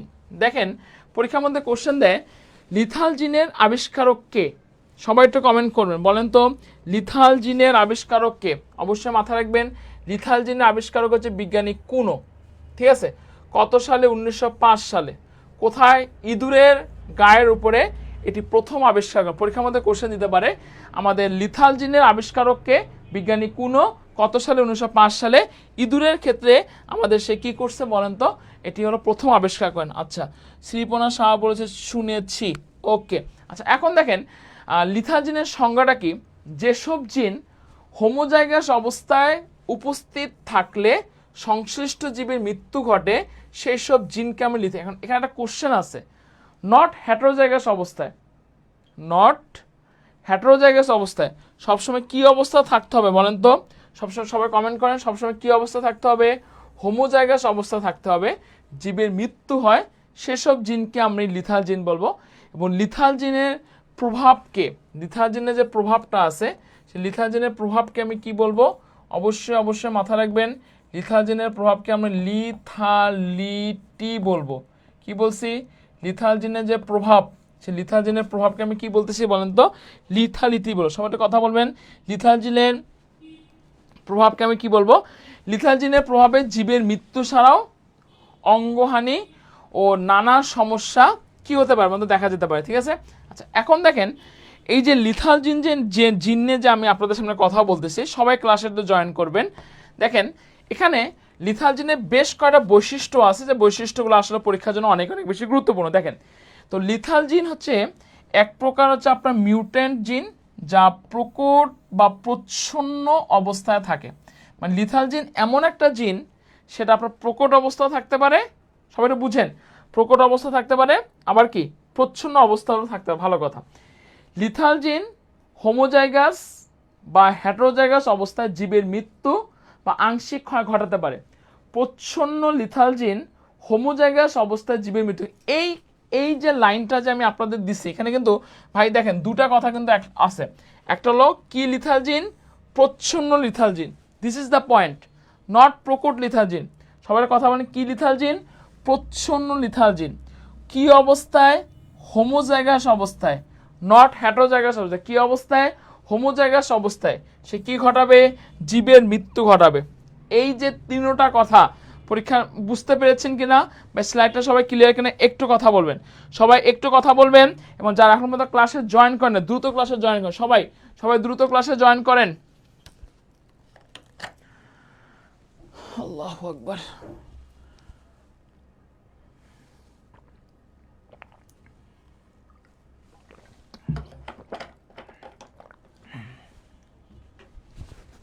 ওকে, হ্যাঁ ওকে, ধন্যবাদ। শ্রীপনা সাহাই শুধু বলে যে ক্লিয়ার। আমি সবার কাছে ক্লিয়ার কিনা জানা। ফাতেমা ইসলাম হচ্ছে ক্লিয়ার। সানজিদা প্রভা বলেছে ক্লিয়ার। আমি সবার কাছ থেকে আমি জানতে চাই ক্লিয়ার কিনা। সবাই ক্লিয়ার কিনা কথা বলবেন। আচ্ছা ওকে, আচ্ছা এখন দেখেন এখানে এখানে বলা আছে যে লিথাল জিন বা মারুন জিনের কথা বলা আছে। তো লিথাল জিন বা মারুন জিনের আমি একটু কথা বলি। লিথাল জিনের প্রকাশ আপনার জাইগোট বা ভ্রূণ অবস্থা দেখা যায় বা জন্মের পরেও কিন্তু দেখা যায়। দিস ইজ দ্য পয়েন্ট, পরীক্ষার জন্য কিন্তু অনেক বেশি গুরুত্বপূর্ণ। ঠিক আছে, দেখেন এখানে একটা কথা বলছি, লিথাল জিন আপনার জাইগোট তো আপনারা বুঝেন, ও ভ্রূণ অবস্থাও দেখা যায় এবং অথবা জন্মের পরেও কিন্তু দেখা যাচ্ছে ভাই। হ্যাঁ, তো লিথাল জিনের প্রভাবে আপনার 3:1 পরিবর্তে এই রেশিওটা কত হচ্ছে সবাই একটু খাতার মধ্যে নোট করবেন, কমেন্ট বক্সে কমেন্ট জানাই দেন। বলেন লিথাল জিনের রেশিওটা কত হচ্ছে? বলেন লিথাল জিনের রেশিওটা কত হচ্ছে বলেন তো? 2:1। সবাইটা কথা বলবেন, লিথাল জিনের রেশিও কত হচ্ছে? 2:1। আচ্ছা এখন দেখেন লিথাল জিন বা মারুন জিন আমি একটু আপনাদের সামনে কথা বলতে চাই, দেখেন লিথাল জিন বা মারুন জিনে একটু কথা বলতে চাই, দেখেন আমাদের কোনো লিথাল জিন হলো দুই প্রকার আছে। কোনো লিথাল জিনের কারণে আপনার 50%-এর বেশি জীব মারা যাচ্ছে, কোনো লিথাল জিনের কারণে 50%-এর কম জীব। দিস ইজ দ্য পয়েন্ট, বুঝেন? লিথাল জিন তো মানুষকে মারবে, বা লিথাল জিনের কারণে কি হচ্ছে? মৃত্যু ঘটতেছে। আচ্ছা ভালো কথা, কিন্তু কিছু লিথাল জিন 50%-এর বেশি জীব মারে। ঠান্ডা মাথায় বুঝেন, কিছু লিথাল জিন 50% কম জীব মারে। যে লিথাল জিনগুলা 50%-এর বেশি জীব মারে সেই লিথাল জিনটাকে আমি কি জিন বলবো? সেমি লিথাল জিন বলবো। খুবই দামি দুইটা লাইন, ছোট মনে হচ্ছে, but believe it or not, দুইটা লাইন থেকে আমাদের সেকেন্ড টাইমে বলেন, মেডিকেলে বলেন, অনেকবার কোশ্চেন আসছে আমাদের। 50%-এর বেশি জীব মারা গেলে সেটাকে আমি কি জীব বলবো? সেমি লিথাল জিন বলবো। আর 50%-এর কম মারা গেলে সেটাকে আমি কি বলবো বলেন? সাব ভাইটাল জিন বলবো। পরীক্ষার মধ্যে কোশ্চেন দেয় সেমি লিথাল জিনের কারণে কি হচ্ছে, অ্যান্সার কি হবে বলেন সবাই? হিমোফিলিয়া হচ্ছে। আর সাব ভাইটাল জিনের কারণে কি হচ্ছে? একটা মাসির জাত আছে, সে মাসির জাতটা আমাদের ড্রসোফিলা মাসির লুপ্তপ্রায় দানার জন্য দায়ী হচ্ছে। কে বলেন তো আমাদের? এই হলো সাব ভাইটাল জিন। আমি আবার একটু রিকল করতেছি, ঠান্ডা মাথায় বুঝেন। যে লিথাল জিনের কারণে 50%-এর বেশি মারা যাবে সেই লিথাল জিনকে আমি সেমি লিথাল জিন বলবো। সেমি লিথাল জিনের কারণে যে রোগটা হচ্ছে তার নাম হচ্ছে হিমোফিলিয়া। ক্লিয়ার? আর হচ্ছে 50% কম মারা গেলে সাব ভাইটাল বলবো। সাব ভাইটাল কারণে কি হচ্ছে? ড্রসোফিলা মাছের লুপ্তপ্রায় ডানা। ঠিক আছে, ওকে। এখন দেখেন এই লেখাটা সবাই ক্লিয়ার কিনা এটা কথা বলবেন সবাই। দুইটা থেকে কোশ্চেন আসার সম্ভাবনা অনেক বেশি। আচ্ছা এখন দেখেন ভাই, আমাদের লিথাল জিনের কারণে বেশ কয়টা লিথাল জিন ঘটিত যে সমস্ত রোগ আছে সে রোগগুলোকে আমি অটোজোমাল ডিজিজ বলবো। হ্যাঁ, তো এখন আমি আপনাদেরকে দেখাবো এই লিথাল জিনের কারণে আমাদের আসলে কি ধরনের রোগ হয়। দেখেন লিথাল জিনের কারণে আমাদের যে রোগগুলো হচ্ছে, কি রোগ হচ্ছে? থ্যালাসেমিয়া রোগ হয়, তারপর কি রোগ হয়? সিকল সেল অ্যানিমিয়া হয়, সিস্টিক ফাইব্রোসিস হয়, রেটিনোব্লাস্টোমা হয়, ব্রাকিফ্যালাঞ্জিস হয় এবং জন্মগত ইকথিওসিস হয়। একটু বোঝার সবাই চেষ্টা করবেন, ঠিক আছে? দেখেন একটু বোঝার চেষ্টা, আমি কি কথা বলছি? লিথাল জিনের কারণে আমাদের কি রোগ হয় এগুলো কিন্তু পরীক্ষার জন্য ভাই আমাদের অনেক বেশি গুরুত্বপূর্ণ। ঠিক আছে, আচ্ছা দেখেন লিথাল জিনের কারণে আমাদের যে রোগগুলা হচ্ছে, প্রথম রোগটা হচ্ছে কি বলছি বলেন তো? থ্যালাসেমিয়া। এই রোগটা কিন্তু নাম আমরা সবাই শুনছি কি শুনে না, একটু সবাই কথা বলবেন। এই রোগটার নাম শুনেছেন কি শুনেন না? আমি যদি বাংলায় যদি লিখে দেই থ্যালাসেমিয়া। রোগটার নাম কি বলছি? থ্যালাসেমিয়া। নাম শুনেছেন কি শুনেন এটা কথা বলবেন অবশ্যই। এটা একটা রোগটার নাম শুনছেন। আচ্ছা, থ্যালাসেমিয়া এটা লিথালজিন ঘটিত সমস্যা। থ্যালাসেমিয়া এটা কি? হিমোগ্লোবিন উৎপাদনের সমস্যা হলে থ্যালাসেমিয়া হয়। এবং এটা কি হচ্ছে? আরবিসি ছোট হচ্ছে এবং সংখ্যায় কমে যায়। আমরা কিন্তু জানি আমাদের 3 ধরনের রক্তকণিকা আছে, লোহিত রক্তকণিকা, শ্বেত রক্ত, অনুচক্রিকা। তো থ্যালাসেমিয়া হলে ঠান্ডা মাথায় সবসময় মাথার মধ্যে রাখবেন ভাই, যে সমস্ত আল্লাহ না করুক কোনো রোগী বা কোনো পেশেন্ট কারো যদি থ্যালাসেমিয়া হয় তাদের 2টা সবসময় সমস্যা দেখা দিবে। একটা হলো তার হিমোগ্লোবিন উৎপাদনের সমস্যা হচ্ছে এবং তার আরবিসিটা ছোট হচ্ছে এবং সংখ্যা কমে যাচ্ছে। একটু যদি আপনাদের বেসিক ক্লিয়ার করে দেই, সেটা হচ্ছে যে আরবিসি যদি ছোট হয়ে যায় তাহলে কিন্তু সংখ্যায় কমে যাবে। এবং আরবিসির প্রধান কাজই কিন্তু ভাই হিমোগ্লোবিন উৎপাদন করা। তার মানে কি আমার সূত্র কি বলে? আরবিসি ছোট হয়ে যাচ্ছে, ছোট হয়ে যাওয়া মানে আরবিসির সংখ্যা কমে যাচ্ছে। আর আরবিসি কমে যাওয়া মানে কি বলেন তো? আমাদের হিমোগ্লোবিন উৎপাদনের সমস্যা হচ্ছে। ঠিক আছে? আচ্ছা, এখন দেখেন এই যে থ্যালাসেমিয়াটাকে আরেকটা রোগ নামে আখ্যায়িত করা হয়। কেউ কি বলতে পারবেন থ্যালাসেমিয়াকে কি রোগ বলা হয়? দেখি কেউ বলতে পারবেন কিনা, আমি সবার কাছ থেকে একটু শুনতে চাই, দেখি পারবেন কিনা। না পারলে আমি বলে দেবো, কোনো সমস্যা নেই। থ্যালাসেমিয়াটাকে একটা বিশেষ ধরনের রোগ বলা হয়, সে রোগটার নাম কি? আচ্ছা, আমি বলে দিচ্ছি। থ্যালাসেমিয়াকে যে রোগটা বলা হয় সে রোগটার নাম হচ্ছে ভাই ভূমধ্য সাগরীয় রোগ। ভূমধ্য সাগরীয় রোগ, রোগটার নাম কি বলছি বলেন তো? ভূমধ্য সাগর। নাম কি শুনছেন কি শুনে না বলেন? নিচের কোনটি ভূমধ্য সাগরীয় রোগ নামে পরিচিত? আমাদের থ্যালাসেমিয়াটা ভূমধ্য সাগরীয় রোগ নামে পরিচিত। ওকে, পরে যদি চলে আসি আমাদের sickle cell anaemia. Sickle cell anaemia এটা আসলে কি ভাই? দেখেন, সিকল সেল এনিমিয়া এটা আমি যদি আপনাদেরকে যদি কথা বলি, হিমোগ্লোবিন উৎপাদনের সমস্যার কারণে আরবিসি সিকল বা কাস্তে আকৃতি হয় এবং এই জায়গায় আরবিসিটা কি হচ্ছে? আমাদের দ্রুত ভেঙে যাচ্ছে, রক্ত স্বল্পতা বা এনিমিয়া দেখা যায়। দেখেন, এনিমিয়াটা আমি কি বলতেছি? হিমোগ্লোবিন উৎপাদনে সমস্যার কারণে আরবিসিতে আপনার কাস্তে আকৃতি, পরীক্ষার মধ্যে কোশ্চেন দিতে হবে সিকল সেলের সময় আরবিসি কি আকার ধারণ করে? কাস্তে বা সিকলের মতো ধারণ করতেছে। ঠিক আছে, কাস্তে বা সিকলের মতো ধারণ করতেছে। এরপর দেখেন সিস্টিক ফাইব্রোসিস, প্রত্যেকটা কিন্তু লিথালজিন ঘটিত রোগ। পরীক্ষার মধ্যে কোশ্চেন দেয় নিচের কোনটি লিথালজিন ঘটিত রোগ? নিচের কোনটি লিথালজিন ঘটিত রোগ নয়? সিস্টিক ফাইব্রোসিস এটা কি টাইপের ডিজিজ আসলে, তাই না? দেখি কি বলা আছে। অগ্নাশয়ে মিউকাস প্রচুর হয়। আচ্ছা, অগ্নাশয় যাকে আমি অবশ্যই কি বলবো? প্যানক্রিয়াস বলবো। কি বলবো ভাই? প্যানক্রিয়াস বলবো। আচ্ছা, অগ্নাশয় মিউকাস। আচ্ছা, আমি কোশ্চেন করতে ভাইয়া মিউকাস কি? ইনশাল্লাহ আল্লাহ পাক যদি আমাকে বাঁচায় রাখেন নেক্সট লেকচারে শ্বসন তন্ত্র চ্যাপ্টারে আমি আপনাদের মিউকাস পড়বো। একটু যদি কথা বলি আপনাদের বেসিক যদি ক্লিয়ার বলি, দেখেন ভাই, আমাদের যখন সর্দি হয়, আমাদের যখন বুকে কফ জন্মে ভাই, তখন কিন্তু মিউকাস জন্মে। এই মিউকাসটাই মূলত তরল হয়ে কফ আকারে বের হয়। একটু তো জানেন আমাদের অনেক সময় দেখবেন যে ঠান্ডা লাগতেছে, তখন কিন্তু কফ বের হচ্ছে, তখন কিন্তু বুকের মধ্যে মিউকাস জমে। এই মিউকাসটাই দেখবেন যে যখন ঘর শব্দ হয় সেটা কিন্তু মিউকাস। যদি আমাদের অগ্নাশয় মিউকাস যদি জমা হয়, প্রচুর হয়, অগ্নাশয় মিউকাসটা যদি আমাদের প্রচুর হয়, তাহলে আমাদের কি হচ্ছে? সাইনোসাইটিস হবে, ওটিসিস মিডিয়া হবে, প্যানক্রিয়াইটিস হবে, ইত্যাদি রোগ হয়।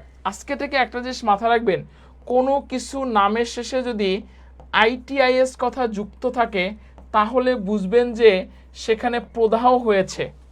কি বললাম সূত্রটা? সবাইটা কথা বলেন। কোনো কিছু নামের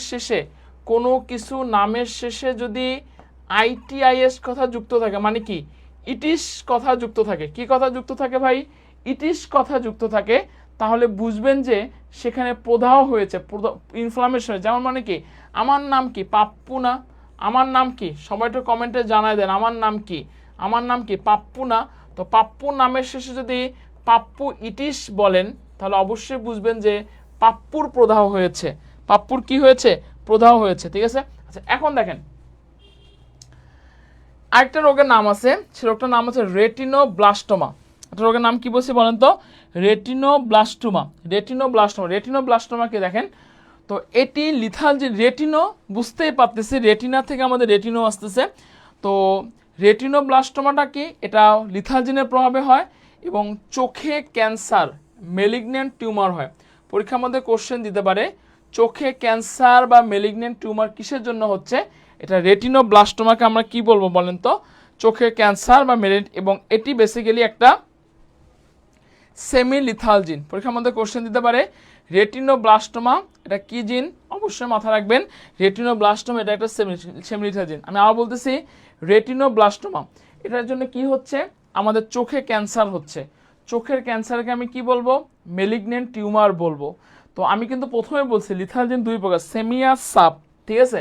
তো রেটিনোব্লাস্টোমা এটা একটা সেমি লিথাল জিন। আরেকটা রোগের নাম হচ্ছে ব্রাকিফ্যালাঞ্জি, আঙ্গুলটা ছোট হচ্ছে, মোটা হচ্ছে। জন্মগত ইকথিওসিস, এটার কারণে কি হচ্ছে?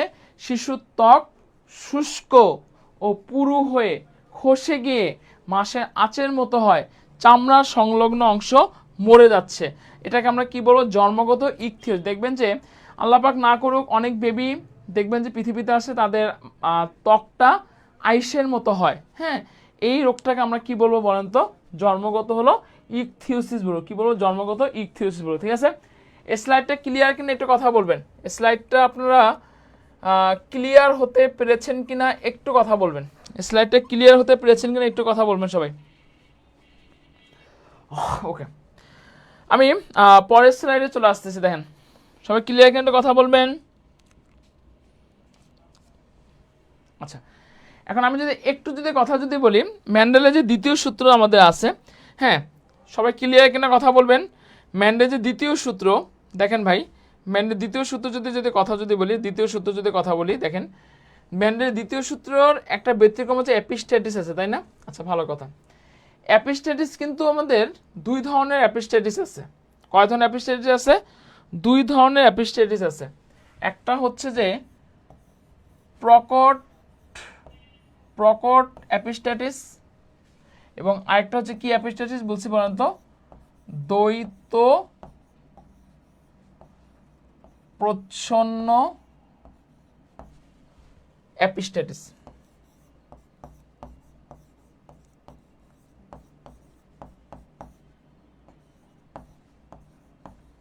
ঠিক আছে, এটা প্রকট এপিস্ট্যাটিস, এটা কি বলছে? দ্বৈত প্রচ্ছন্ন এপিস্ট্যাটিস। এখন দেখেন প্রকট এপিস্ট্যাটিস বেসিক্যালি যার উপর করা হচ্ছে লেঘন এবং ওয়াইনডটের উপর করা হচ্ছে। এবং খুবই কমন একটা কোশ্চেন, খাতার মধ্যে লিখে রাখেন, কমেন্টে কমেন্ট করবেন। দ্বৈত প্রচ্ছন্ন এপিস্ট্যাটিসের অন্যতম উদাহরণ কি? মানুষের জন্মগত মুখ বধিরতা। জন্মগত মুখ বধিরতা এটা হচ্ছে দ্বৈত প্রচ্ছন্ন অ্যাপিস্ট্যাটিসের অন্যতম একটা উদাহরণ। প্রায় সময় পরীক্ষার মধ্যে দেয় দ্বৈত প্রচ্ছন্ন অ্যাপিস্ট্যাটিসের উদাহরণ কি? দ্বৈত প্রচ্ছন্ন অ্যাপিস্ট্যাটিসের উদাহরণ হচ্ছে মানুষের জন্মগত মুখ বধিরতা, এবং রেশিওটা কত? 9:7। আচ্ছা, এখন দেখেন খুব সুন্দর একটা লাইন দিছি। একটি জিন যখন অন্য একটি জিনের বৈশিষ্ট্য প্রকাশে বাধা দেয় তখন তাকে আমি কি বলবো? অ্যাপিস্ট্যাটিক জিন বলবো। আর একটি জিন যখন অন্য একটি নন এলিলিক জিন দ্বারা বৈশিষ্ট্য প্রকাশে বাধা পায় তাকে আমি কি বলবো? হাইপোস্ট্যাটিক জিন বলবো। দুইটা কিন্তু পরীক্ষার মধ্যে আমাদের কোশ্চেন দেয়। এখানে আমার দুইটা জিন আছে, দেখেন দুইটা জিনের আমি কথা বলছি। একটা হলো অ্যাপিস্ট্যাটিস, একটা কি বলছি? অ্যাপিস্ট্যাটিক জিন, অ্যাপিস্ট্যাটিক জিন, ঠিক আছে? আরেকটা কি আছে? আরেকটা হলো হাইপোস্ট্যাটিক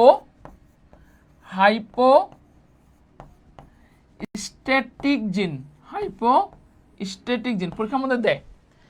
তো একটা জিন যখন অন্য একটা নন এলিক জিনকে বৈশিষ্ট্য প্রকাশে বাধা দিচ্ছে তাকে আমি অ্যাপিস্ট্যাটিক বলবো, আর যদি বাধা পাচ্ছে তাকে আমি হাইপোস্ট্যাটিক। পরীক্ষার মধ্যে দেয় কিন্তু অ্যাপিস্ট্যাটিক কি, হাইপোস্ট্যাটিক কি। সবাই একটু ক্লাসে জয়েন করবেন, সবাই ক্লিয়ার কিনা কথা বলবেন। এই স্লাইডটা সবাই ক্লিয়ার কিনা কথা বলবেন। উম্মে হাবিবা, শিরিপনা, সবার কাছ থেকে আমি কমেন্ট জানতে চাচ্ছি। সবার কাছ থেকে কমেন্ট জানতে যাচ্ছি, সবাইকে নিয়ে ক্লাসে আসেন। ওকে, পরে দেখেন আমি চলে আসতেছি।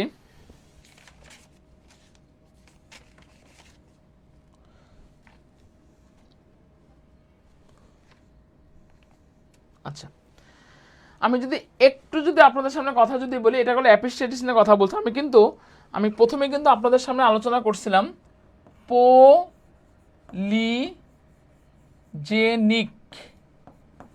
Polygenic inheritance. এটা কিন্তু আমি আপনাদের পড়াইছি, তাই না? পলিজেনিক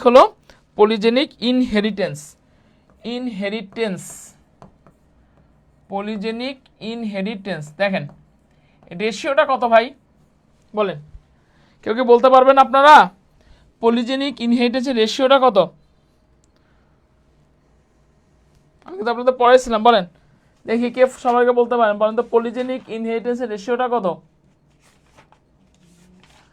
পলিজেনিক ইনহেরিটেন্স, আচ্ছা আমি বলে দিচ্ছি, পলিজেনিক ইনহেরিটেন্সের রেশিওটা ঠোঁটে কিনারা থাকা উচিত। এই রেশিওটা হচ্ছে যে 1:4:6:4:1। এটা হচ্ছে পলিজেনিক হলো ইনহেরিটেন্সের রেশিও। আচ্ছা, এখন দেখেন পলিজিন দ্বারা একটা জিনিস মাথা, পলিজিন দ্বারা কি নিয়ন্ত্রিত হয়? দেখেন যদি বলা হয় পলিজিন দ্বারা আমাদের কি নিয়ন্ত্রিত হচ্ছে, অবশ্যই মাথায় পলিজিন দ্বারা নিয়ন্ত্রিত হয় পরিমাণগত বৈশিষ্ট্য।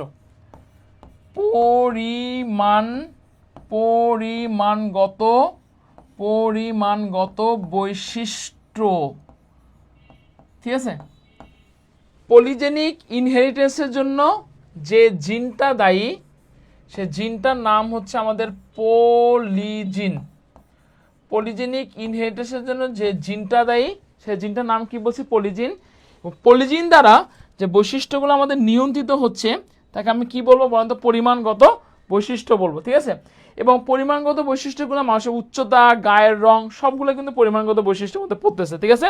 আচ্ছা, এখন দেখেন আমি যদি একটু যদি কথা যদি আপনাদের বলতে চাই, লিঙ্গ নির্ধারণ নীতি। আমাদের লিঙ্গ নির্ধারণ নীতিটা আসলে কি? দেখেন ক্রোমোজোম আমরা কিন্তু সবাই জানি, অটোজোম কয় জোড়া? আমাদের 24 জোড়া, 22 জোড়া আছে, তাই না? 22 জোড়া অটোজোম, আর এক জোড়া মানে দুইটা হচ্ছে আমাদের সেক্স ক্রোমোজোম, তাই না? দেখেন সেক্স ক্রোমোজোমের ভিতরে আমাদের কি আছে? এক্স আছে আর এক্স ওয়াই আছে। এই এক্স এটা হলো ফিমেল, তাই না? এক্স ওয়াই এটা কি বলেন তো? মেল। এই এক্স সেম আছে, সেজন্য এটাকে আমি কি বলবো? হোমোগ্যামেটিক বলবো। যেহেতু ভিন্ন তাকে আমি কি বলবো? হেটারোগ্যামেটিক বলবো। কি বলবো? হেটারোগ্যামেটিক বলবো, ঠিক আছে? আচ্ছা, এখন দেখেন মানুষের কিন্তু মানে দুই পদ্ধতিতে আমাদের কি হচ্ছে? লিঙ্গটা নির্ধারণ হচ্ছে। কয় পদ্ধতিতে লিঙ্গ নির্ধারণ? দুই পদ্ধতি। একটা হলো XY পদ্ধতিতে, আর XX অমিট পদ্ধতি। ও হলো অমিট, ওটাকে এখানে অমিট। তো বোঝার চেষ্টা করেন কয় পদ্ধতিতে লিঙ্গ নির্ধারিত হচ্ছে, এটা কথা বলেন তো। কয় পদ্ধতিতে লিঙ্গ নির্ধারিত? দুই পদ্ধতি। এটা কি? XY এই পদ্ধতিতে আপনার লিঙ্গ নির্ধারিত হতে পারে, অথবা XX0 মানে এখানে অমিট, এই পদ্ধতিতে আমাদের লিঙ্গটা নির্ধারিত হতে পারে। এই পদ্ধতিতে আমাদের লিঙ্গটা নির্ধারিত হতে পারে। দেখেন পরীক্ষা আমাদের কোশ্চেন দেয় এই XY পদ্ধতিতে কাদের হচ্ছে? মানুষের হচ্ছে, ড্রসোফিলার হচ্ছে, গাজরের হচ্ছে, পেঁপের হচ্ছে। ঠোঁটের কিনারে রাখবেন, মানুষের হয়, ড্রসোফিলার হয়, গাজরের হয়, পেঁপের হয়। ভালো কথা। XX0 পদ্ধতি লিঙ্গ নির্ধারণ কাদের ক্ষেত্রে হচ্ছে? ঘাস ফড়িংয়ের ক্ষেত্রে হচ্ছে, সার পোকার ক্ষেত্রে হচ্ছে যে, এবং ডায়োস্কোরা উদ্ভিদের ক্ষেত্রে হচ্ছে। একদমই ঠোঁটের কিনারে মাথা রাখবেন, ঠিক আছে? এবং পুরুষের শুধু একটি এক্স ক্রোমোজোম থাকে, কোনো ওয়াই থাকে না। আমি এখানে যে কথাটা বলছিলাম একটু ঠান্ডা মতো বোঝার চেষ্টা করেন। একটা পদ্ধতির নাম আমি আপনাদের কি বলছিলাম ভাই? XX0 মানে অমিট, তার মানে পুরুষের ক্ষেত্রে একটা ক্রোমোজোম কম আছে, একটা ক্রোমোজোম কি আছে, কম আছে, সে কথাটা এখানে বলা আছে। পুরুষের শুধুমাত্র একটি এক্স ক্রোমোজোম থাকে, কোনো ওয়াই থাকে না। পরীক্ষা আমাদের কোশ্চেন দিতে ঘাস ফড়িংয়ে পুরুষের ক্ষেত্রে কি থাকে না, এগুলো ধরনের কোশ্চেনগুলো কিন্তু আমাদের পরীক্ষার জন্য কি অনেক বেশি গুরুত্বপূর্ণ। ঠিক আছে, ওকে। এরপরে সেক্স লিঙ্কড ডিসঅর্ডার নিয়ে যদি কথা বলি, সেক্স লিঙ্কড ডিসঅর্ডার, দেখেন আমাদের সেক্স লিঙ্ক ডিসঅর্ডার দুই ধরনের সেক্স লিঙ্ক ডিসঅর্ডার আছে। একটা হচ্ছে আমাদের কি আছে বলেন তো, এক্স লিঙ্কড ডিসঅর্ডার আছে, একটা হচ্ছে আমাদের ওয়াই লিঙ্কড ডিসঅর্ডার। একটু সময় মনোযোগ দিয়ে ভাই স্লাইডটার দিকে বোঝার চেষ্টা করুন, খুবই দামি স্লাইড, চুজি স্লাইডটা আজকে করা হয়েছে আজকে ক্লাসের জন্য। দেখেন এক্স লিঙ্কড এক্স মানে সেক্স লিঙ্ক ডিসঅর্ডার দুই ধরনের হতে পারে, একটা এক্স লিঙ্কড ডিসঅর্ডার আর হলো ওয়াই লিঙ্কড ডিসঅর্ডার। ঠিক আছে, দেখেন এক্স লিঙ্কড যে ডিসঅর্ডার কি কি আছে, তিনটা রোগ হতে পারে।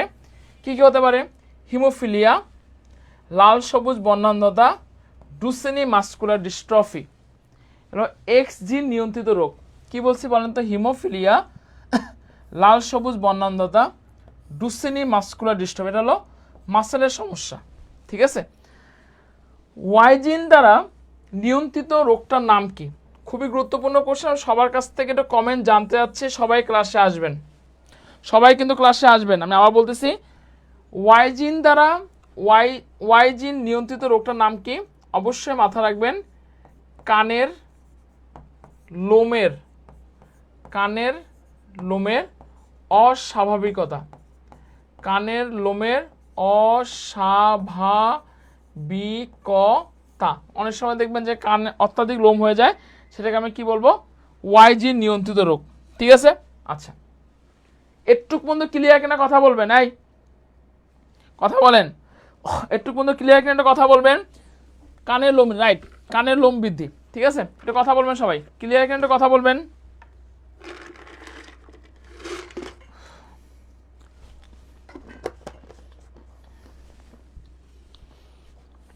ওকে, দেখেন আমাদের কি আমাদের অটোজোমাল ডিসঅর্ডার আছে, thalassaemia, sickle cell anaemia, cystic fibrosis, retinoblastoma, brachyphalangy, congenital ichthyosis. ঠিক আছে, এগুলো সবগুলো কিন্তু আমাদের অটোজোমাল কি বলতো ডিসঅর্ডার, সবগুলো কি বলছি, অটোজোমাল হচ্ছে ডিসঅর্ডার। ঠিক আছে, আচ্ছা এখন দেখেন মানুষের কয়েকটি সেক্স লিঙ্কড ডিসঅর্ডার, খুবই দামি একটা স্লাইড ভাই, বেশ কয়েকটা সেক্স লিঙ্কড কি আছে ডিসঅর্ডারের কথা এখানে বলা আছে। ঠিক আছে, সেক্স ডিসঅর্ডার কি কি রোগ আছে, খুব সুন্দর করে আমি 8টা রোগের নাম বলছি, লক্ষণগুলো বলে দিচ্ছি। সেক্স ডিসঅর্ডার প্রথম রোগটার নাম কি ভাই, লাল সবুজ বর্ণান্ধতা। তো বুঝতেই পারতেছি সে লাল ও সবুজ বর্ণের পার্থক্য বুঝতে পারবে না। আচ্ছা ভালো কথা, সেক্স লিঙ্ক ডিসঅর্ডার একটা নাম কি, হিমোফিলিয়া। আচ্ছা হিমোফিলিয়াতে আমাদের কি হচ্ছে, রক্তক্ষরণ বিলম্বিত হয়, ফলে ক্ষতস্থান থেকে অবিরাম রক্তক্ষরিত হচ্ছে, এটা হচ্ছে হিমোফিলিয়া। আচ্ছা 3 নম্বর কি বলছে, মাস্কুলার ডিস্ট্রফি। এর জন্য আসলে কি হচ্ছে দেখেন, মাস্কুলার ডিস্ট্রফির জন্য বিভিন্ন অঙ্গের পেশির সঞ্চালন ও স্বাভাবিক কাজকর্মের সক্ষমতা কমিয়ে দিচ্ছে আমাদের মাস্কুলার ডিস্ট্রফি। আচ্ছা তারপর রোগটার নাম কি, রাতকানা। বুঝতে পারতেছি রাতে কোনো কিছু দেখতে পায় না, কিসের অভাবে ভাই, ভিটামিন এর অভাবে। কিসের অভাবে, ভিটামিন এর অভাবে। পরের রোগটার নাম কি বলছি, ডায়াবেটিস ইনসিপিডাস। এটার কারণে কি হচ্ছে, অস্বাভাবিক মূত্রত্যাগ, শারীরিক অক্ষমতা, কিসের অভাবে, এডিএস এর অভাবে। এডিএসটা কি, এর ফুল অ্যাব্রিভিয়েশন হচ্ছে অ্যান্টি ডাইউরেটিক হরমোন। আচ্ছা আরেকটা রোগের নাম দিচ্ছি আমি আপনাদেরকে, ফ্রাজাইল এক্স সিনড্রোম। এটা আসলে কি, পরীক্ষার মধ্যে কোশ্চেন দেয় কিন্তু, জাহাঙ্গীরনগর অনেকবার দেয়, মেডিকেলে দেয়, ডেন্টালে দেয়, আর্ম ফোর্সে দেয়, সেকেন্ড টাইম অনেকবার দেয়। ফ্রাজাইল এক্স সিনড্রোম এটা আসলে কি, অটিজম ও মানসিক ভারসাম্যহীনতা দেখা দেয়। এই ফ্রাজাইল এক্স সিনড্রোম কি হচ্ছে, মানসিক ভারসাম্যহীনতা দেখা দেয়। আচ্ছা একটা রোগ হচ্ছে হাইপার ট্রাইকোসাইন। বুঝতে, হাইপার মানে কি, অতিরিক্ত, হাইপার মানে কি বলেন তো? অতিরিক্ত। হাইপারট্রাইকোসিসের জন্য লক্ষণটা কি ভাই? পুরা শরীরে ঘন লোমের উপস্থিতি। দেখবেন যে অনেক মানুষ আছে যার পুরা শরীরে, আমার এমন লোম না, আরও অনেক ভাল্লুকের মতো অনেক লোম থাকে। এই রোগটাকে আমরা কী রোগ বলবো বলেন? হাইপার ট্রাইকোসিস বলবো। সিমটমস কি?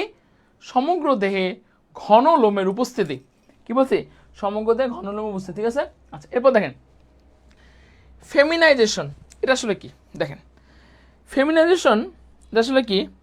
ফেমিনাইজেশনটা হচ্ছে যে কোনো একটা পুরুষ সে ধীরে ধীরে স্ত্রীতে কনভার্ট হয়। খুব একটা rare disease, but real disease. পুরুষ মানুষ দেখবেন যে অনেক সময় অনেক বিভিন্ন জায়গায় আপনারা নিউজে পড়বেন বা বিভিন্ন পোর্টালে পড়বেন, ইউটিউবে দেখবেন, পুরুষ মানুষ সে আস্তে আস্তে স্লোলি সে মহিলাতে কনভার্ট হয়ে যাচ্ছে। হতেই পারে হরমোনজনিত সমস্যা এই রোগটার জন্য। এই রোগটাকে আমি কি বলবো? ফেমিনাইজেশন বলবো। কি বলবো বলেন তো? ফেমিনাইজেশন। কি ফেমিনাইজেশন? Testicular feminisation. সবাই ক্লিয়ার কিনা একটু কথা বলবেন, একটু কথা বলবেন, একটু কথা বলবেন। ঠিক আছে? আচ্ছা, এখন দেখেন, বোঝার চেষ্টা করেন, এগুলা বংশগতীয়, ঠান্ডা মাথা বোঝার চেষ্টা করেন, এগুলা বংশগতীয় রোগ, কিন্তু লিঙ্গজনিত রোগ না, মানে সেক্স লিঙ্ক না, বংশগতীয় রোগ। এগুলো বংশগতীয় রোগ কিন্তু লিঙ্গজনিত না। ঠিক আছে? সেগুলো আসলে কি ভাই? এক নম্বর হচ্ছে ডাউন সিনড্রোম। কোশ্চেন করতে ভাইয়া ডাউন সিনড্রোমটা কি?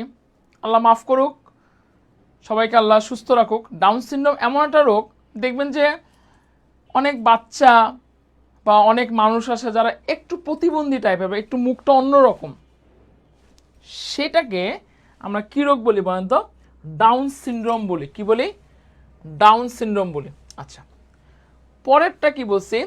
সিস্টিক ফাইব্রোসিস, এটা জানেন, sickle cell anaemia, thalassaemia, Huntington disease এবং পার্কিনসন ডিজিজ, মানে এগুলাও বংশগতীয় রোগ, এগুলাও জেনেটিক্যালি ডিসঅর্ডার, কিন্তু লিঙ্গজনিত নয়। এগুলাও বংশগতীয়, বাট এগুলো লিঙ্গজনিত। ক্লিয়ার? এই স্লাইডটা কিন্তু আমি আপনাদের আলিম স্যারের বই থেকেও না, আমাদের ম্যাডামের বই থেকে খুব সুন্দর করে স্লাইডটা আমি আপনাদের জন্য সাজাই দিচ্ছি। বাট এই কোশ্চেন দিয়ে পরীক্ষার মধ্যে আমাদের দেয়। সবাই ক্লিয়ার কিনা কথা? সঞ্জিদা, প্রভা, নওশাদ স্বামী, ক্লিয়ার কিনা তো কথা বলবেন।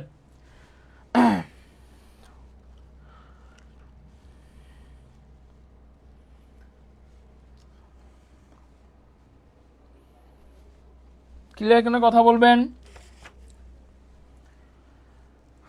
ক্লিয়ার কিনা সবাই কথা বলবেন। ওকে, আচ্ছা, এখন দেখেন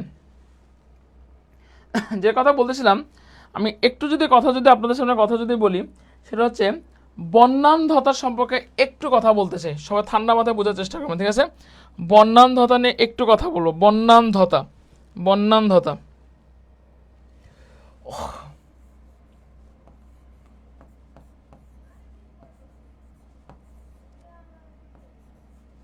আচ্ছা, নাম শুনছেন সবাই? শুনছেন না?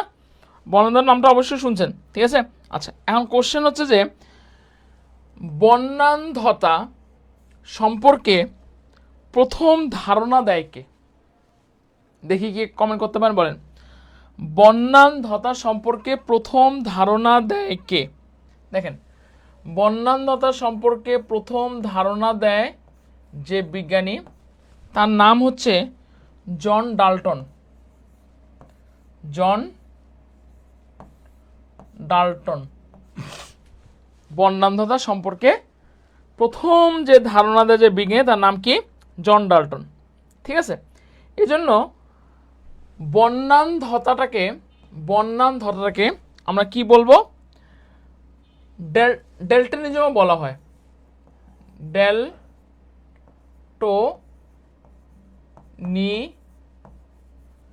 বলে। কেন বলে? কারণ কি, বন্যান্ধতা সম্পর্কে ফার্স্ট যে ধারণা দেয় তার নামই তো জন ডাল্টন। এটাকে আমরা কি বলবো বলেন তো? তাকে আমরা কি বলবো? ডেল্টনিজম বলবো। ঠিক আছে? আচ্ছা, দেখেন, বন্যান্ধতার কোনো চিকিৎসা নাই, নো এনি ট্রিটমেন্ট। আমরা সবাইকে মাফ করুক, বন্যান্ধতার কোনো চিকিৎসা নেই। কোনো ট্রিটমেন্ট নাই, ঠিক আছে, বর্ণান্ধতা কি নাই, কোনো ট্রিটমেন্ট নেই। আচ্ছা, কিন্তু বর্ণান্ধতা শনাক্তের উপায় আছে, বর্ণান্ধতা শনাক্তের উপায় আছে। আচ্ছা, কেউ কি বলতে পারবেন বর্ণান্ধতা শনাক্তের উপায়ের নাম কি? দেখি কে বলতে পারেন, দেখি দেখি, আমি বলবো না, আনসার বলবো না, দেখি কে বলতে পারেন, বলবেন।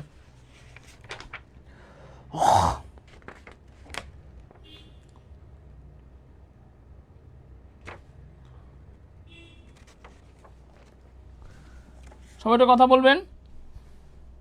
হ্যাঁ, খুব সুন্দর, সানজানা সেঞ্চুরিকে আপনি সেঞ্চুরি মেরে দিয়েছেন। বর্ণান্ধতা শনাক্তকরণের উপায়ের নাম হচ্ছে ইশিহারা। কি বলছি? Ishihara, Ishihara colour test, Ishihara colour test, ঠিক আছে। বর্ণান্ধতা শনাক্ত উপায়টার নাম কি বলছে বলতো? ইশিহারা। সবাই একটু কমেন্টে জানিয়ে দেন। আমি কিন্তু খুবই অল্প কথা লিখছি, বাট কোশ্চেন দেয়। বর্ণান্ধতা সম্পর্কে প্রথম ধারণা কে দেয়? ডালটনিজম কাকে বলে? কোন রোগের চিকিৎসা নেই? বর্ণান্ধতা শনাক্তকরণের উপায় কি? ঠিক আছে, ওকে, সবাই ক্লিয়ার কিনা একটা কথা বলবেন। আচ্ছা, এরপরে আমি একটু আপনাদের সামনে যে কথা যদি বলি, এখানে একটা যেটা কথা বলছি সেটা হলো, দেখেন, আমি স্বাভাবিক দৃষ্টির জন্য দায়ী জিনকে আমি এক্সি ধরলাম, আর স্বাভাবিক দৃষ্টির জন্য দায়ী জিনকে এক্সি ধরলাম, আর হচ্ছে বর্ণান্ধতার জন্য, বর্ণান্ধতা সবাই একটু বোঝার চেষ্টা করেন, এটা বর্ণান্ধতা এর জন্য দায়ী জিনকে আমি ছোট হাতের এক্সি ধরলাম। ক্লিয়ার? কথা বলবেন, ক্লিয়ার কিনা দেখেন, ক্লিয়ার কিনা একটা কথা বলবেন, ঠিক আছে। আচ্ছা, এখন দেখেন আমাদের স্বাভাবিক যে দৃষ্টিপুরুষ, ঠিক আছে, স্বাভাবিক দৃষ্টিপুরুষ কি হবে? এক্সি ওয়াই হচ্ছে, আর কি হচ্ছে? এক্সি ওয়াই হচ্ছে, আর এক্সি ওয়াই হচ্ছে, এটা হচ্ছে পুরুষের ক্ষেত্রে। আর স্বাভাবিক একটা কথা সবসময় মাথায় রাখবেন, পুরুষ কিন্তু কখনোই বাহক হয় না, মহিলা সবসময় কি হচ্ছে? বাহক হচ্ছে। এগুলো কিন্তু বোঝার চেষ্টা করেন। স্বাভাবিক দৃষ্টি যে মহিলা, তার ক্ষেত্রে আমাদের কি হচ্ছে? যে স্বাভাবিক দৃষ্টির মহিলার ক্ষেত্রে কি হচ্ছে? এক্সি এক্সি হচ্ছে। বাহক দৃষ্টির মহিলার ক্ষেত্রে এক্সি এক্সি হচ্ছে। বর্ণান্ধ দৃষ্টির মহিলার ক্ষেত্রে এটা হচ্ছে। এটা বুঝতে পেরেছেন কিনা একটু কথা বলবেন। এটা বুঝতে পেরেছেন কিনা একটু কথা বলবেন।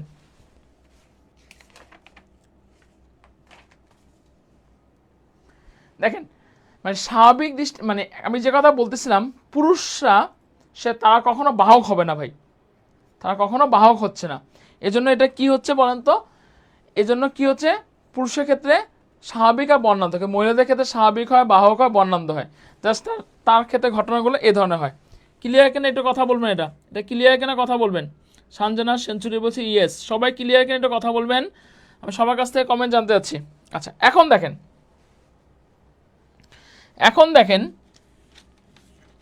হ্যাঁ রাইট, পুরুষ হয় না, খুব সুন্দর। সবাই একটু ক্লাসে আসবেন, খুবই গুরুত্বপূর্ণ ক্লাস। দেখেন, প্রথম যে কথাটা বলতেছিলাম, দেখেন, আমি যদি টাইপ 1-এর কথা বলি, এখানে বেশ কটা টাইপ আছে আমাদের পরীক্ষার মধ্যে দেয় আমাদের। হ্যাঁ, টাইপ 1 পরীক্ষার মধ্যে কোশ্চেন দিতে পারে স্বাভাবিক পুরুষ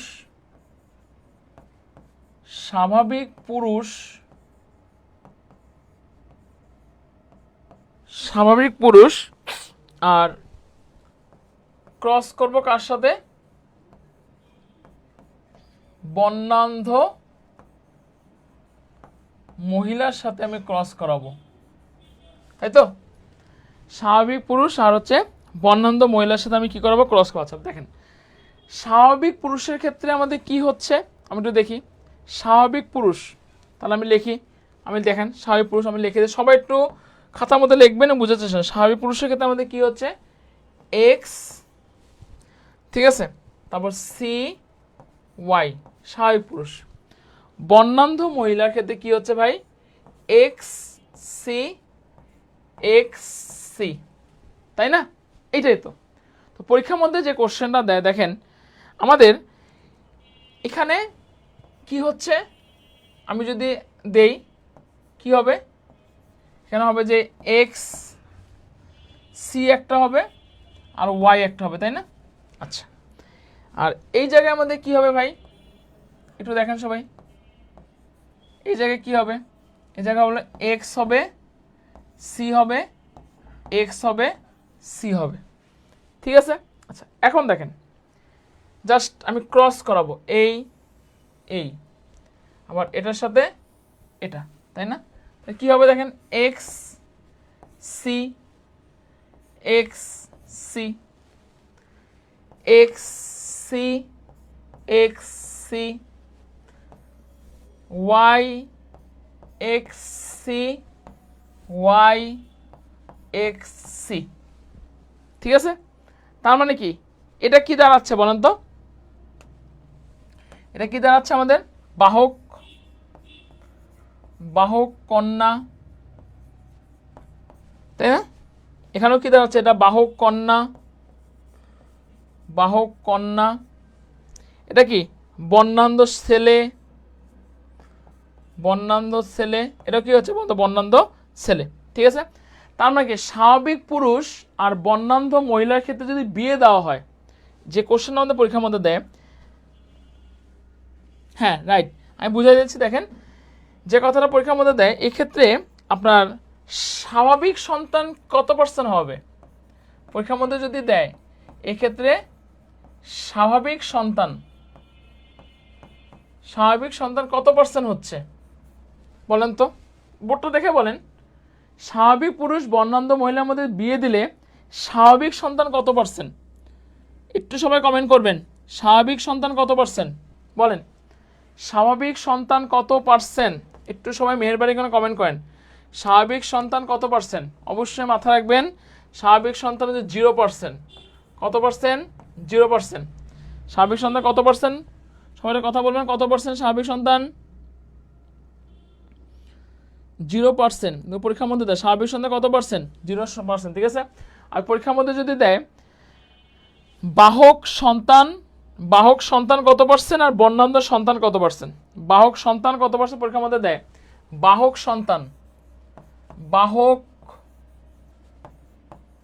সন্তান কত পার্সেন্ট, ঠিক আছে? পরীক্ষার মধ্যে দেয় বাহক সন্তান কত পার্সেন্ট, পরীক্ষার মধ্যে দেয় বর্ণান্ধ সন্তান কত পার্সেন্ট, ঠিক আছে? বাহক সন্তান কত পার্সেন্ট, বাহক সন্তান হচ্ছে 50%, বর্ণান্ধ সন্তানও কত পার্সেন্ট, 50%। আর প্রশ্ন করতে পারেন ভাইয়া কেমনে 50% হলো, এই হলো 25, দুটা মিলে 100, সবটা মিলে, ক্লিয়ার? এটা সবাই ক্লিয়ার কিনা কথা বলবেন, ক্লিয়ার কিনা কথা বলবেন? এই ধরনের কোশ্চেনগুলা খুব ট্রিকি কোশ্চেন, সাধারণত পরীক্ষার মধ্যে দেয়, বাট আমরা খুব সাধারণত টিচার প্যানেলে বুঝায় না এটা, সবাই কথা বলবেন, বুঝতে পেরেছেন কিনা কথা বলবেন? আচ্ছা, এখন দেখেন এখানে আপনারা বাসা থেকে যে কাজগুলো করে আসবেন, আমি আরও 3টা জিনিস দিব, টাইপ 2 বাসায় করে আনবেন, এটা না বুঝলে আমাকে কোশ্চেন করবেন নেক্সট ক্লাসে। সেটা হলো আপনারা স্বাভাবিক পুরুষের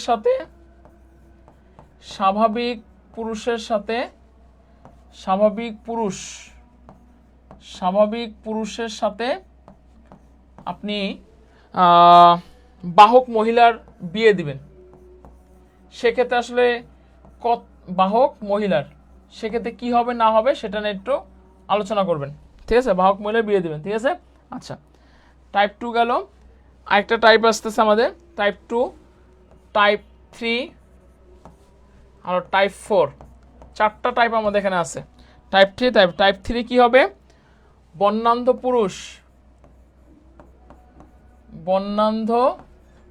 পুরুষ আর কার মধ্যে বিবাহবন্ধন হবে, বাহক স্ত্রী, ঠিক আছে? এর মধ্যে কজন স্বাভাবিক বাহক হচ্ছে এটা নেক্সট ক্লাসে আমাকে বলবেন, কোথাও মানে কোনো সমস্যা আমাকে কোশ্চেন করবেন, ঠিক আছে। টাইপ 4-এ একটা লিখবেন বর্ণান্ধ পুরুষ, বর্ণান্ধ পুরুষ আর হচ্ছে কার মধ্যে বলেন তো, স্বাভাবিক স্ত্রী, বর্ণান্ধ পুরুষ আর স্বাভাবিক স্ত্রী, এর মধ্যে 4টা আপনাদের বাসার কাজ থাকলো। টাইপ 1 আমি আপনাদের দেখাই দিচ্ছি, সেমভাবে আপনারা টাইপ 2, টাইপ 3, টাইপ 4 করবেন, ঠিক আছে। ওকে, এখন দেখেন আপনাদের সামনে যদি একটু সবাই এতটুকু ক্লিয়ার কিনা একটু কথা বলবেন। আচ্ছা, এখন দেখেন যেটা কথা যদি বলি আপনাদেরকে, সেটা হচ্ছে যে আমাদের হিমোফিলিয়া, এটা আসলে কি, হিমোফিলিয়াটা হচ্ছে যে রক্ততঞ্চনে জটিলতা হয় এবং রক্ততঞ্চন বাড়তে বেশি সময় লাগে, সেই রোগটাকে আমরা কি বলি, মানে ক্লটিং টাইমটা বেশি রাখতেছে, সেটাকে আমরা হিমোফিলিয়া বলবো। হিমোফিলিয়াটা কিন্তু বেসিক্যালি হচ্ছে আমাদের কয় ধরনের, 3 ধরনের আছে। Type A haemophilia, type B haemophilia, type C haemophilia. একটু বোঝার চেষ্টা করেন, দেখেন হিমোফিলিয়াটা এটা রক্ততঞ্চন ঘটিত সমস্যা। বেসিক্যালি রক্ততঞ্চন মানে কি, তঞ্চন কথাটা যে বায়োলজিক্যাল ক্ষেত্রে জমাট বাঁধা বোঝায়, জটিলতা। তো এটা আমাদের রক্তটা জমাট বাঁধতে বেশি হয়। তো আমরা কিন্তু সবাই জানি রক্তটা তখনই জমাট বাঁধতে সময় হবে যদি আমাদের রক্তে যে ক্লটিং ফ্যাক্টরগুলো আছে, আমি ইনশাল্লাহ নেক্সট ক্লাসে বেঁচে থাকলে রক্ত আলোচনা করবো ক্লটিং ফ্যাক্টর কি, খুব সুন্দর করে রক্ত চ্যাপ্টারের মধ্যে দেওয়া আছে। তো ক্লটিং ফ্যাক্টরগুলো যদি সমস্যা হয় রক্তটা আমাদের জমাট বাঁধতে পারবে না। আচ্ছা, ভালো কথা। এখন এই হিমোফিলিয়াটা আমাদের 3টা টাইপ আছে। তো নর্মাল রাইটারের বই কিন্তু আমাদের শুধুমাত্র টাইপ এ, ভাইয়া টাইপ সি কই পেলেন, হ্যাঁ এটা আমাদের মাঝে দামের বইটা খুব সুন্দর করে টাইপ সিটা দেওয়া আছে। অনেকবার কোশ্চেন কিন্তু আমাদের পরীক্ষার মধ্যে দিয়েছিল, বিশেষ করে আমাদের জাহাঙ্গীরনগরে বলে মেডিকেলের ডেন্টালের কোশ্চেনটা দেয়। তো হিমোফিলিয়া কয়বার কোশ্চেন করতে, ভাইয়া তাহলে যে পরীক্ষার মধ্যে কোশ্চেন দেয় হিমোফিলিয়া কয় প্রকার, 2 প্রকার দেবো 3 প্রকার দেবো, অবশ্যই কিন্তু অ্যান্সার দেবো ভাই 3 প্রকার, টাইপ এ, টাইপ বি, টাইপ সি। আচ্ছা দেখেন শুনেন, টাইপ এ হিমোফিলিয়াটা যদি আমাদের 8 নম্বর ক্লটিং ফ্যাক্টরের অভাবে হচ্ছে, হ্যাঁ, আর টাইপ বি হিমোফিলিয়াটা 9 নম্বর ক্লটিং ফ্যাক্টরের অভাবে হচ্ছে, এবং টাইপ সি হিমোফিলিয়াটা 11 নম্বর ক্লটিং ফ্যাক্টরের অ্যাবসেন্সে হচ্ছে। তার মানে কি ভাই, টাইপ এটা 8 নম্বর ফ্যাক্টরের অ্যাবসেন্সের জন্য হচ্ছে, টাইপ বিটা 9 নম্বরের জন্য হচ্ছে, এবং টাইপ সিটা 11 নম্বরের জন্য হচ্ছে। ওকে, আচ্ছা এখন দেখেন এই যে আগে যে সূত্রটা আমি আপনাদেরকে করাই দিলাম, সেমভাবে কিন্তু সেম জিনিসগুলো হবে স্বাভাবিক পুরুষের সাথে হিমোফিলিক মহিলার বিয়ে দিলে কি হবে, হিমোফিলিকে পুরুষের সাথে বাহক স্ত্রী বিয়ে দিলে, এটা কিন্তু পরীক্ষার জন্য আমাদের অনেক অনেক বেশি গুরুত্বপূর্ণ, ঠিক আছে। ওকে, এতটুকু পর্যন্ত সবাই ক্লিয়ার কিনা একটু কথা বলবেন, এতটুকু পর্যন্ত সবাই ক্লিয়ার কিনা একটু, সবাই ক্লিয়ার কিনা একটু সবাই কথা বলবেন, সবাই ক্লিয়ার কিনা একটু কথা বলবেন। এখন আমি ব্লাড গ্রুপ নিয়ে আলোচনা করব, ব্লাড গ্রুপ নিয়ে আমি আপনাদের সামনে আলোচনা করব, ব্লাড গ্রুপ নিয়ে আপনাদের সামনে কথা বলবো। এখন দেখেন একটু কথা, আমরা কিন্তু সবাই জানি রক্তের গ্রুপ কিন্তু 4টা, এ বি আর ও, ঠিক আছে। এ বি, দেখেন একে কিন্তু আমি এবিও ব্লাড গ্রুপ বলি, তাই না, একে আমি কি বলি, এবিও ব্লাড গ্রুপ বলি। আচ্ছা ভালো কথা, এ ব্লাড গ্রুপ জরিপ করে দেখা গেছে যে 23% মানুষের A blood group, B blood group 32% মানুষের বি ব্লাড গ্রুপ, এবি আছে হলো 8%-এর ক্ষেত্রে, এবং ও আছে 37%-এর ক্ষেত্রে, ও পজিটিভ নেগেটিভ হতে পারে। আচ্ছা দেখেন রক্তের গ্রুপ কিন্তু আমাদের 4টা হচ্ছে, এ বি আর ও। আচ্ছা তার মানে কি এ ব্লাড গ্রুপ হলো টোটাল পৃথিবীর মধ্যে 23% মানুষের এ পজিটিভ নেগেটিভ হতে পারে, বি পজিটিভ 32, এ বি সবচেয়ে কম, এবং ও সবচেয়ে বেশি, যেখানে 37%। অ্যান্টিজেন কার কি সেটা আমরা জানি। এখন দেখেন খুবই একটা কমন কোশ্চেন যেটা পরীক্ষার মধ্যে আমাকে দেয়, আমি আশা করব সবাই একটু অ্যান্সার করবেন। সেটা হচ্ছে যে দেখেন কোশ্চেনটা হচ্ছে যে বাবার রক্তের গ্রুপ, বাবার রক্তের গ্রুপ এ, ভালো কথা, ও মায়ের রক্তের গ্রুপ, মায়ের রক্তের গ্রুপ,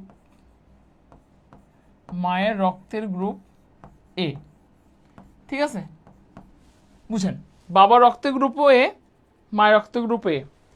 কোশ্চেন হচ্ছে তাহলে সন্তানের রক্তের গ্রুপ, সন্তানের রক্তের গ্রুপ, সন্তানের রক্তের গ্রুপ এ কত পার্সেন্ট হবে, এ কত পার্সেন্ট হবে বলেন, সবাইটা অ্যান্সার করবেন। বাবার রক্ত গ্রুপে, মায়ের রক্ত গ্রুপে, তাহলে সন্তানের রক্ত গ্রুপ মানে এ কত পার্সেন্ট হবে? অপশনগুলো দিয়ে দিচ্ছি, এটা অনেকবার আমাদের জাহাঙ্গীরনগর দিয়েছিল। 25%। বি নম্বর অপশন দিলাম যে 50%। সি নম্বর হলো 100%। এবং ডি নম্বর অপশন হচ্ছে যে 75%। বলেন অ্যান্সারটা বলবেন সবাই। হ্যাঁ, আরেকটা পাওয়া গেছে জি নামের, বাট এটা এখন পর্যন্ত ভ্যালুয়েবল আসলে গাইড বা ইনফরমেশন আসলে মেডিকেল সায়েন্স পাইনি, ওটা পরে হলে জি গ্রুপটা হয়তো বা দিতে পারে। যাই হোক, এই কোশ্চেনের অ্যান্সারটা করবেন। মনে করেন বাবার রক্ত গ্রুপে, মায়ের রক্ত গ্রুপে, তাহলে সন্তানের রক্ত গ্রুপে কত পার্সেন্ট হবে? 25, 50, 100 নাকি 75? একটু কথা, শেখ স্বপন বলছে 100। হ্যাঁ, দেখেন অনেকেই কিন্তু আসলে এই কোশ্চেন অ্যান্সারটা হ্যাঁ বাবার রক্ত গ্রুপে, মায়ের রক্ত গ্রুপে, তারা হয়তো ভাববেন যে না সন্তানের রক্ত গ্রুপে হবে 100%। আসলে অ্যান্সারটা ভুল। কেন ভুল আমি আপনাদের ব্যাখ্যা দিই। দেখেন মনে করেন বাবা, আচ্ছা আমি মনে করি ছোটোবেলায় কিন্তু আমরা এরকম করে কাটা চিহ্ন দিয়ে খেলতাম না, মানে ক্রস চিহ্ন দিয়ে খেলতাম, তাই না? দেখেন সবাই, আচ্ছা আমি একটা কথা যদি বলি, বাবার রক্ত গ্রুপ এ আছে, এর সাথে কিন্তু মাস্ট বি তার ও থাকবে ভাই, বুঝেন? এর সাথে ওটা প্রচ্ছন্ন হিসাবে থাকবে। এ আর ও মারামারি করলে ও হেরে যাবে, এ জিতে যাবে। মায়ের রক্ত গ্রুপে ও আছে, বুঝেন কিন্তু ব্যাপারটা। আচ্ছা আমি কি বলছিলাম আপনাদেরকে? আচ্ছা অনেকে বলতেছেন 50। আচ্ছা ওকে, দেখি কি হয়। এ তার মানে কি এই ঘরে হচ্ছে এ, এই ঘরে হচ্ছে কি এ ও, সেটাও এ, কারণ এ ও মারামারি করলে এটা জিতবে। আচ্ছা তারপর কি বললাম, ও এ মারামারি করলে এখানে আমাদের এটা জিতবে। আচ্ছা কিন্তু সমস্যাটা হইলো ও মারামারি করলে এই ঘরে কিন্তু ও আমাদের হচ্ছে। আমি যদি এটাকে যদি পুরাটা শখ ধরে 100 ধরি, এটা যদি 25 ধরি, 25%, এটাকে আমি 25% ধরলাম, এটাকে আমি 25% ধরলাম, এটাকে আমি 25% ধরলাম। আচ্ছা আমি একটু ব্যাকে চলে যাই। কোশ্চেনটা কী দিছে দেখি। কোশ্চেন আমাদের কী দিছে, বাবার রক্ত গ্রুপে, মায়ের রক্ত গ্রুপে, সন্তানের রক্ত গ্রুপ এ কত পার্সেন্ট হবে, মানে কত পার্সেন্ট এ, মানে হ্যাঁ বাবার রক্ত গ্রুপে মানে তো নিশ্চয়ই বাচ্চা কাচ্চা এ গ্রুপ হবে না, এটা ভুল। এটা ভুল। কেন ভুল? এ হওয়ার সম্ভাবনা 75%, ও গ্রুপও হতে পারে। দেখবেন যে কারো রক্ত গ্রুপ এ, বাবার এ, মায়েরও এ, কিন্তু বাচ্চার রক্ত গ্রুপ এও হইতে 75% হওয়ার সম্ভাবনা থাকে, কিন্তু ও হইতে পারে। তা আমার কোশ্চেন এখানে অ্যান্সারটা কী হবে বলেন তো? অবশ্যই অ্যান্সার কী হবে বলেন তো? এখানে এখানে অ্যান্সারটা অবশ্যই কী হবে? 75%। সবাই ক্লিয়ার কিনা কথা বলবেন, ক্লিয়ার কিনা কথা বলবেন। খুবই ক্রিটিক্যাল কোশ্চেন, এগুলো কোশ্চেনগুলো পরীক্ষার মধ্যে দেয়। ক্লিয়ার কিনা এটা কথা বলবেন দেখি, এই কোশ্চেনটা সবাই ক্লিয়ার কিনা কথা বলবেন। এই ধরনের কোশ্চেন কিন্তু পরীক্ষার মধ্যে আপনাদের, যেমন মনে করেন আমি বাবার রক্ত গ্রুপে, আপনারা বের করবেন মায়ের রক্ত গ্রুপ ও কি হতে পারে, তাহলে আপনাদের বাসার কাজ। বাবার রক্ত গ্রুপ এ, মায়ের রক্ত গ্রুপ ও, বাবার রক্ত গ্রুপ বি, মায়ের রক্ত গ্রুপ এ বি, দেখবেন যে কী ধরনের চারটা হয়। ঠিক আছে, আসলে রক্ত এই জন্য দেখবেন যে বাবার রক্ত গ্রুপ বি, মা রক্ত গ্রুপ ও, সন্তানের রক্ত গ্রুপ অন্য কেন হচ্ছে, এই হলো মেন সূত্র ভাই, কিছু না। ঠিক আছে ওকে। আচ্ছা আচ্ছা বুঝেছি এবার, ওকে ক্লিয়ার। আচ্ছা ঠিক আছে ওকে। এখন দেখেন ব্লাড গ্রুপ কাকে রক্ত দিতে পারবে, কাকে রক্ত দিতে পারবে না, এটা পরীক্ষার জন্য কিন্তু আমাদের অনেক বেশি গুরুত্বপূর্ণ। দেখেন ব্লাড গ্রুপ যদি আমাদের এ পজিটিভ হয়, তাহলে সে রক্ত কাকে দিতে পারবে, কার থেকে রক্ত নিতে পারবে।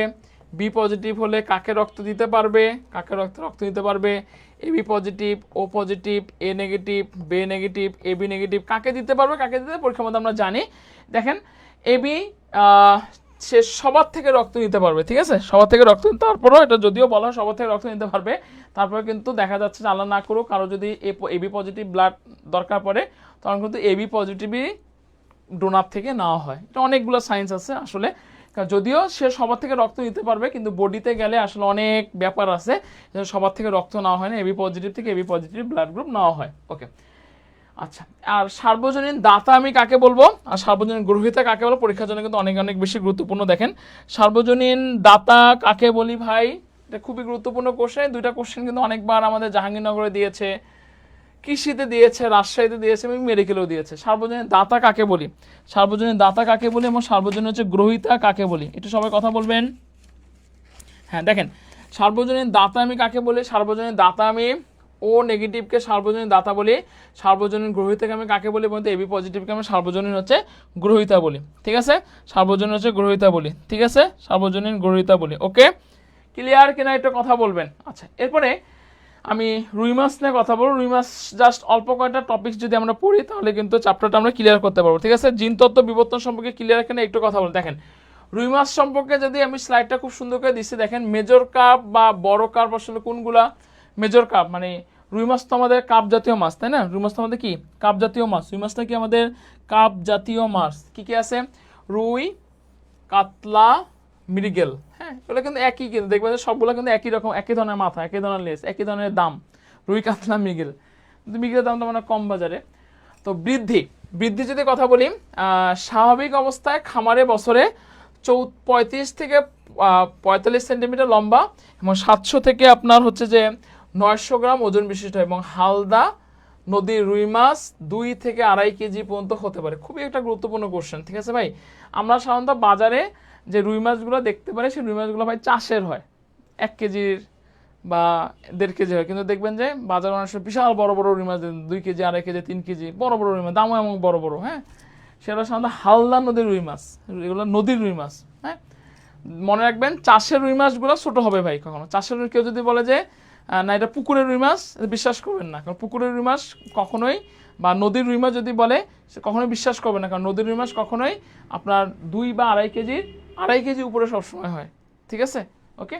আচ্ছা, বাঁচার তাপমাত্রা দেখেন, এখানে বলা আছে যে রুই মাছটা, হ্যাঁ 5, অবশ্যই 5 কেজি, আমি তো সেটাই বললাম, 2 থেকে 2.5 কেজি, আরও বেশি, মানে মোট কথা ভাই 2.5 কেজির উপরে, 5 কেজি, 6 কেজি, 7 কেজি, আমার মতো 90 কেজিও, এমন 90 কেজি হবে না, সর্বোচ্চ 8 কেজির মধ্যে হতে পারে। ঠিক আছে, কিন্তু আমি যে কথাটা বলতেছিলাম যে আসলে চাষের মাছ যেগুলো পুকুরের মাছ ভাই, কেউ যদি বলে যে না এই ছোটো মাছ 1 কেজি 1.5 কেজি, পুকুরের নদীর মাছ, বিশ্বাস করবে না, কারণ নদীর মাছ মানে ভাই 3 কেজি সর্বনিম্ন। ঠিক আছে, আচ্ছা, যেটা বলতেছিলাম, রুই মাছ আপনার হচ্ছে যে 14 ডিগ্রি সেলসিয়াসের তাপমাত্রার নিচে বাঁচতে, এটা কিন্তু পরীক্ষার মধ্যে অনেকবার দিয়েছে জাহাঙ্গীরনগর অনেকবার। রুই মাছ কত ডিগ্রি সেন্টিগ্রেড তাপমাত্রা বাঁচতে পারে না?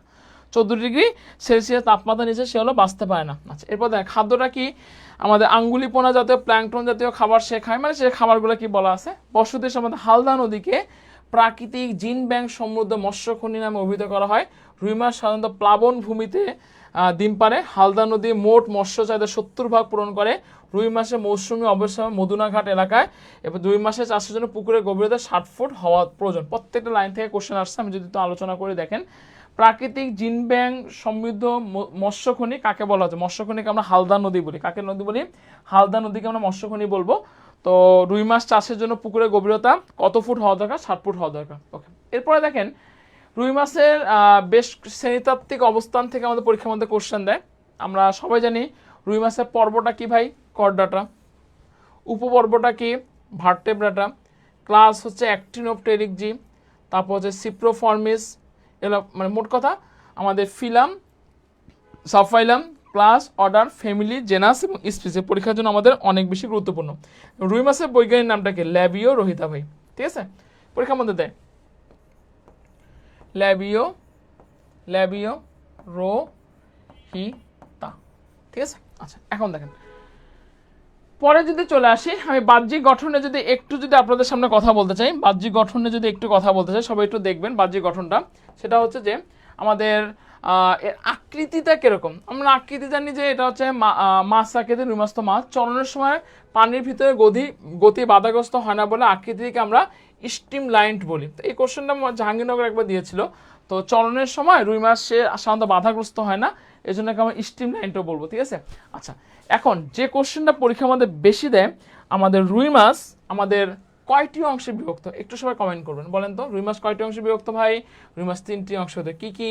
মাথা, দেহকাণ্ড, লেজ। একটা রুই মাছ যদি কাটেন দেখবেন যে রুই মাছ কিন্তু ফার্স্টে মাথাটা কেটে ফেলে, লেজটাকে আলাদা করে, বাকিটা একটা অংশ থাকে। রুই মাছের কয়টি অংশ? 3টি অংশ, মাথা, দেহকাণ্ড আর হচ্ছে লেজ, ঠিক আছে? আচ্ছা, এখন দেখেন মাথা যদি একটু কথা বলি, এখানে যে কথা বলা আছে, ঊর্ধ্বচোয়ালের পিছনের দিকে একজোড়া নরম ও ছোট ম্যাক্সিলারি বারবেল থাকে, আইসবিহীন হচ্ছে কানের নিচে কিনারায় একটি করে। মোট কথা এখানে মাথা সম্পর্কে যে কোশ্চেনটা দেয়, এখানে আমাদের একটা অর্ধ চন্দ্রাকার সিদ্ধ থাকে। এখান থেকে যে লাইনটা আমাদের পরীক্ষার জন্য গুরুত্বপূর্ণ, মাথা থেকে যে লাইনটা গুরুত্বপূর্ণ, এখানে যে বিশেষ ধরনের সিদ্ধ থাকে সেই সিদ্ধের নাম কি? অর্ধ চন্দ্রাকার আমাদের সিদ্ধ থাকে। আচ্ছা, এখন দেখেন এখান থেকে পাকনা নিয়ে পরীক্ষার মধ্যে কোশ্চেন আমাদের ভাই দিবে। তো রুই মাছে কয় ধরনের পাকনা থাকে? পরীক্ষার মধ্যে গুরুত্বপূর্ণ কোশ্চেন। রুই মাছে অবশ্যই মাথা রাখবেন 5 ধরনের হলো পাকনা থাকে, ঠিক আছে? যুগ্ম পাকনা, বক্ষ পাকনা, তারপর হচ্ছে শ্রোণী পাকনা, এগুলো হচ্ছে আমাদের মোট কয় ধরনের পাকনা থাকে? রুই মাছে আমাদের 5 ধরনের পাকনা থাকে। পরীক্ষার জন্য আমাদের অনেক বেশি গুরুত্ব। সবাইটা কথা বলি, রুই মাছে কয় ধরনের পাকনা থাকে ভাই? 5 ধরনের পাকনা থাকে। অনেকবার আমাদের সেকেন্ড টাইম পরীক্ষার মধ্যে এটা দিয়েছে, রুই মাছে 5 ধরনের হলো পাকনা থাকতেছে, ঠিক আছে? এখন দেখেন আমাদের কি কথা বলা আছে, রুই মাছ কিন্তু লেজটা কিন্তু আমাদের এদের প্রধান হচ্ছে ভারসাম্য অংশ হচ্ছে লেজ, ঠিক আছে? ওকে, এরপরে আইসের যদি আমি কথা যদি বলি, তো কোন সময় আমাদের আইসের বৃদ্ধিটা সবচেয়ে বেশি হয়? দেখেন সবাই কথা বলবেন, রুই মাছের যে আইসটা আছে না, সে আইসের বৃদ্ধিটা কোন সময় হয়? রুই মাছের আইসের বৃদ্ধি হচ্ছে আপনার বসন্তকালে বেশি হবে। আর কোন সময় বেশি হবে বলেন তো? গ্রীষ্মকালে বেশি হচ্ছে। বসন্তকালে আর কোন কালে বেশি হচ্ছে? গ্রীষ্মকালে হচ্ছে যে আইসের বৃদ্ধিটা কি হচ্ছে? সবচেয়ে বেশি হচ্ছে, ঠিক আছে? ওকে, এরপরে বায়ুথলি বা পটকা, এখান থেকে কোশ্চেন আমাদের আসার সম্ভাবনা অনেক বেশি, তাই এই টপিকসটা নিয়ে আপনাদের সামনে একটু আলোচনা করব। বায়ুথলি বা পটকা বা সাঁতার থলি। পটকা তো দেখবেন রুই মাছ কাটার সময় দেখবেন একটা খুব সুন্দর মতো পটকার মতো একটা জিনিস বের হয়, সেটাকে আমরা বায়ুথলি বা বলি, বা পটকা বলি, বা হচ্ছে আমরা সাঁতার থলি বলি। আচ্ছা, দেখতে কিরকম?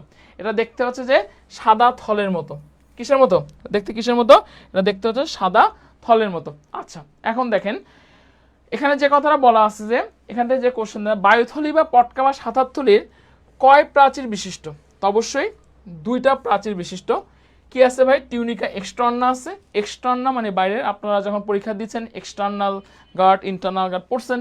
এক্সটার্না একটা হচ্ছে টিউনিকা ইন্টারনা। তো 2টা আমাদের অংশ হচ্ছে টিউনিকা এক্সটার্না, টিউনিকা ইন্টারনা, ঠিক আছে? আচ্ছা, এরপর দেখেন বায়ুথলিতে দেখবেন যে একটা গ্যাস আছে। দেখবেন যে অনেক সময় বাচ্চারা কি করে, সুন্দর মতো যদি ওই রুই মাছের পটকার আবার সুন্দর পটকা ফাটাই দেয়, তা গ্যাস থাকে। বেলুন কেন বলে? গ্যাস থাকে, হ্যাঁ। সে গ্যাসটা আসলে কি? তো বায়ুথলিতে বিদ্যমান গ্যাসের অধিকাংশ হলো অক্সিজেন, ম্যাক্সিমাম হলো অক্সিজেন। এছাড়াও আমাদের ম্যাক্সিমাম কি থাকতে পারে বলেন তো? নাইট্রোজেন, কার্বন ডাইঅক্সাইড থাকতে পারে। নাইট্রোজেন আর কি কার্বন ডাইঅক্সাইড হলো থাকতে পারে, ঠিক আছে? আর বায়ুথলিতে অগ্রপ্রকোষ্ঠের এপিথেলিয়াম সংলগ্ন একটি লাল বর্ণের গ্যাস গ্রন্থি থাকে। একে আমরা কি বলবো? রেটিয়া মিরাবিলিয়া। এটা কিন্তু আমাদের জাহাঙ্গীর আরেকবার দিয়েছিল।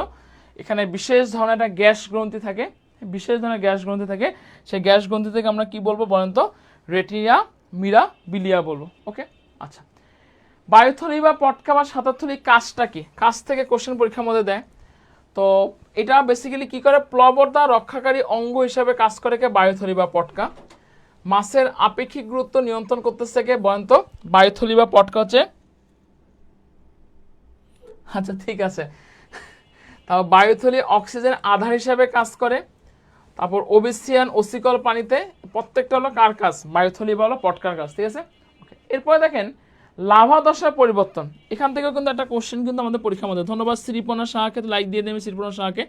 ওকে, দেখেন যে কথা বলতেছিলাম, লাভা দশার পরিবর্তন সমূহ 5 ঘন্টায় কি হয়, 12 ঘন্টায় কি হয়, 24 ঘন্টায় কি হয়, 48 ঘন্টায় কি হয়, 72 ঘন্টায় 15 দিনে, প্রত্যেকটা লাইন আমি দিছি। প্রত্যেকটা লাইন থেকে কোশ্চেন আসার সম্ভাবনা কিন্তু ভাই কি বলেন তো? অনেক অনেক বেশি, ঠিক আছে? দেখেন 5 ঘন্টায় কি হচ্ছে? মাথা হলে দৃশ্যমান হচ্ছে। 12 ঘন্টায় কি হয়, 24 ঘন্টায় কি হয়? লাভার ফুলকা আর্স দৃশ্যমান হয়। 48 ঘন্টায় কি হয়? লাভার ফুলকা আর্স স্পষ্ট হয়। 72 ঘন্টায় কি হয়? লাভা দশার সমাপ্তি ঘটে। এরকম পরীক্ষার মধ্যে দেয়, ঠিক আছে? সবাই একটু কথা বলবেন, বলেন তো লাভা দশার সমাপ্তি ঘটতেছে কত ঘন্টায়? সবাই একটু কমেন্ট করেন, খাতার মধ্যে লেখেন, বলেন লাভা দশার সমাপ্তি ঘটতেছে কত ঘন্টায়? কথা বলবেন, আমি নন স্টপ কথা বললে আপনি কেন কথা বলতে পারবেন না? বলেন লাভা দশার সমাপ্তি ঘটতেছে কত ঘন্টায়? বলেন 72 ঘন্টায়। আচ্ছা, এখন আমি কোশ্চেন সলভে চলে আসবো, সবাই ক্লাসে আসবেন। আচ্ছা দেখেন, সমপ্রকটতার কারণে ম্যান্ডেলের 3:1 অনুপাতটিতে আমাদের কি হচ্ছে আমরা সবাই জানি। সমপ্রকটতার জন্য ম্যান্ডেল 3:1 এর পরিবর্তে কি হবে 1:2:1 হবে। অ্যান্সার কি হবে ভাই 1 এর।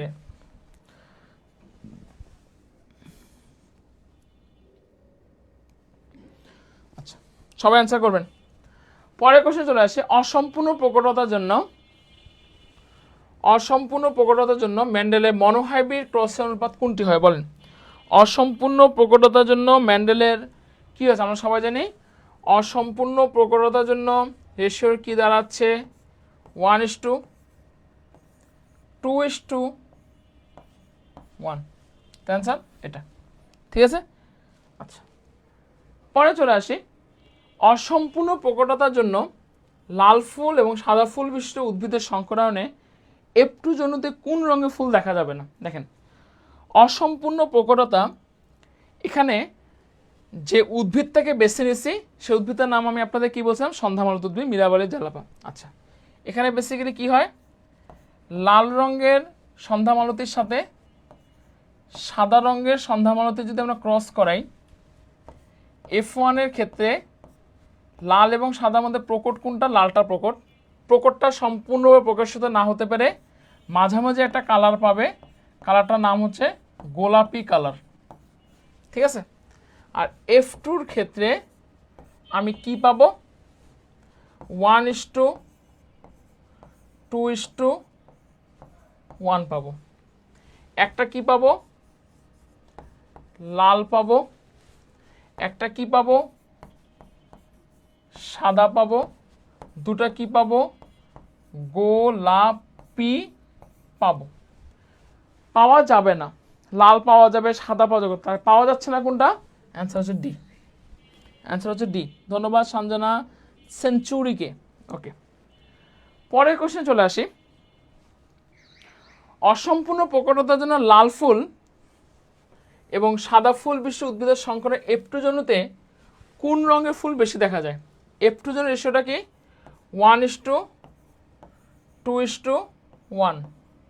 সবচেয়ে বেশি কোনটা পাচ্ছি, গোলাপি পাচ্ছি। অবশ্যই অ্যান্সার কী হবে ভাই, গোলাপি, ঠিক আছে।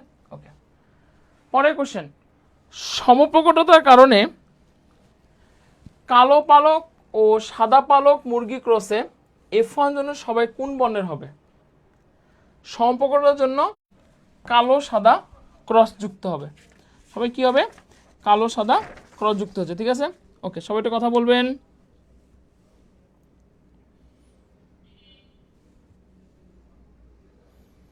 ঠিক আছে, ওকে। পরের কোশ্চেন দেখেন, যে জিন কি বলবো বলেন তো, হাইপোস্ট্যাটিক জিন বলবো, ঠিক আছে। ওকে, ক্লাস কাটা যাচ্ছে, নেটের সমস্যা। আচ্ছা দেখেন, পরক্ষণ চলে আসছে, দেখেন ম্যান্ডেলের মনোহাইব্রিড ক্রসের ফিনোটাইপিক অনুপাত কত। আমি সবার কাছ থেকে একটু কমেন্ট জানতে চাই, বলেন ফিনোটাইপিক অনুপাত কত। আমরা সবাই জানি ম্যান্ডেলের মনোহাইব্রিড ক্রসের ফিনোটাইপিক অনুপাত ভাই 3:1, ঠিক আছে। পরের কোশ্চেন চলে আসি, কোনো জীবের প্রকাশিত বৈশিষ্ট্যকে কি বলে, সবাই কথা বলবেন, বলেন কোনো জীবের প্রকাশিত বৈশিষ্ট্যকে কি বলে। আমরা সবাই জানি কোনো জীবের প্রকাশিত বৈশিষ্ট্যকে ফিনোটাইপ বলে। আমি প্রত্যেকটা পড়াইছি, যার শুধু অ্যান্সারগুলো দিয়ে যাচ্ছি। পরের কোশ্চেন দেখেন, ম্যান্ডেল মটরশুঁটির কত জোড়া বিপরীত বৈশিষ্ট্য নিয়ে গবেষণা করেছিলেন। ম্যান্ডেল মটরশুঁটির কত জোড়া, আমরা সবাই জানি ম্যান্ডেল মটরশুঁটির সে 7 জোড়া বিপরীত বৈশিষ্ট্য নিয়ে সে কী করেছিলেন বলেন তো, গবেষণা করেছিলেন। সবাই একটু অ্যান্সার করবেন, কত জোড়া, 7 জোড়া। ওকে, পরের কোশ্চেন দেখেন, একটি বিশেষ বৈশিষ্ট্য প্রকাশের জন্য দুটি নন এরিলিক জিনের সহাবস্থানকে কি বলে। সবাই কথা বলবেন, একটি বিশেষ বৈশিষ্ট্য প্রকাশের জন্য দুটি নন এরিলিক জিনের সহাবস্থানটাকে আমরা কি বলবো, পরিপূরক জিন বলবো। কি বলবো, পরিপূরক জিন বলবো, ঠিক আছে।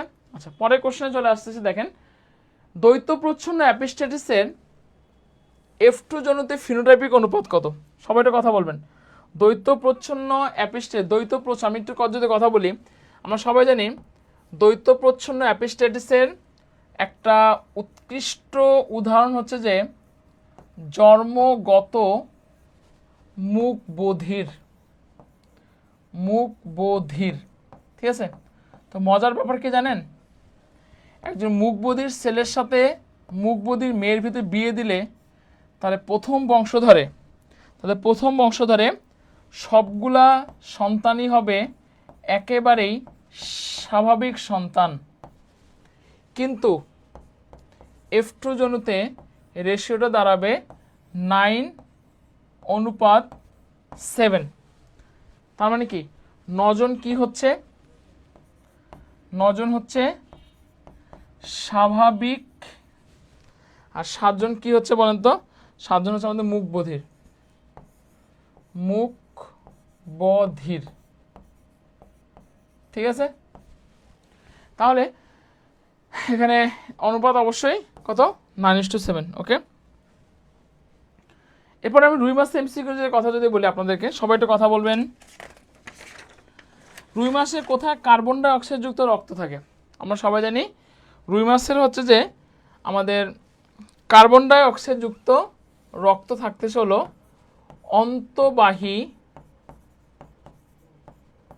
অন্তবাহী ব্রঙ্কিয়াল ধমনীতে।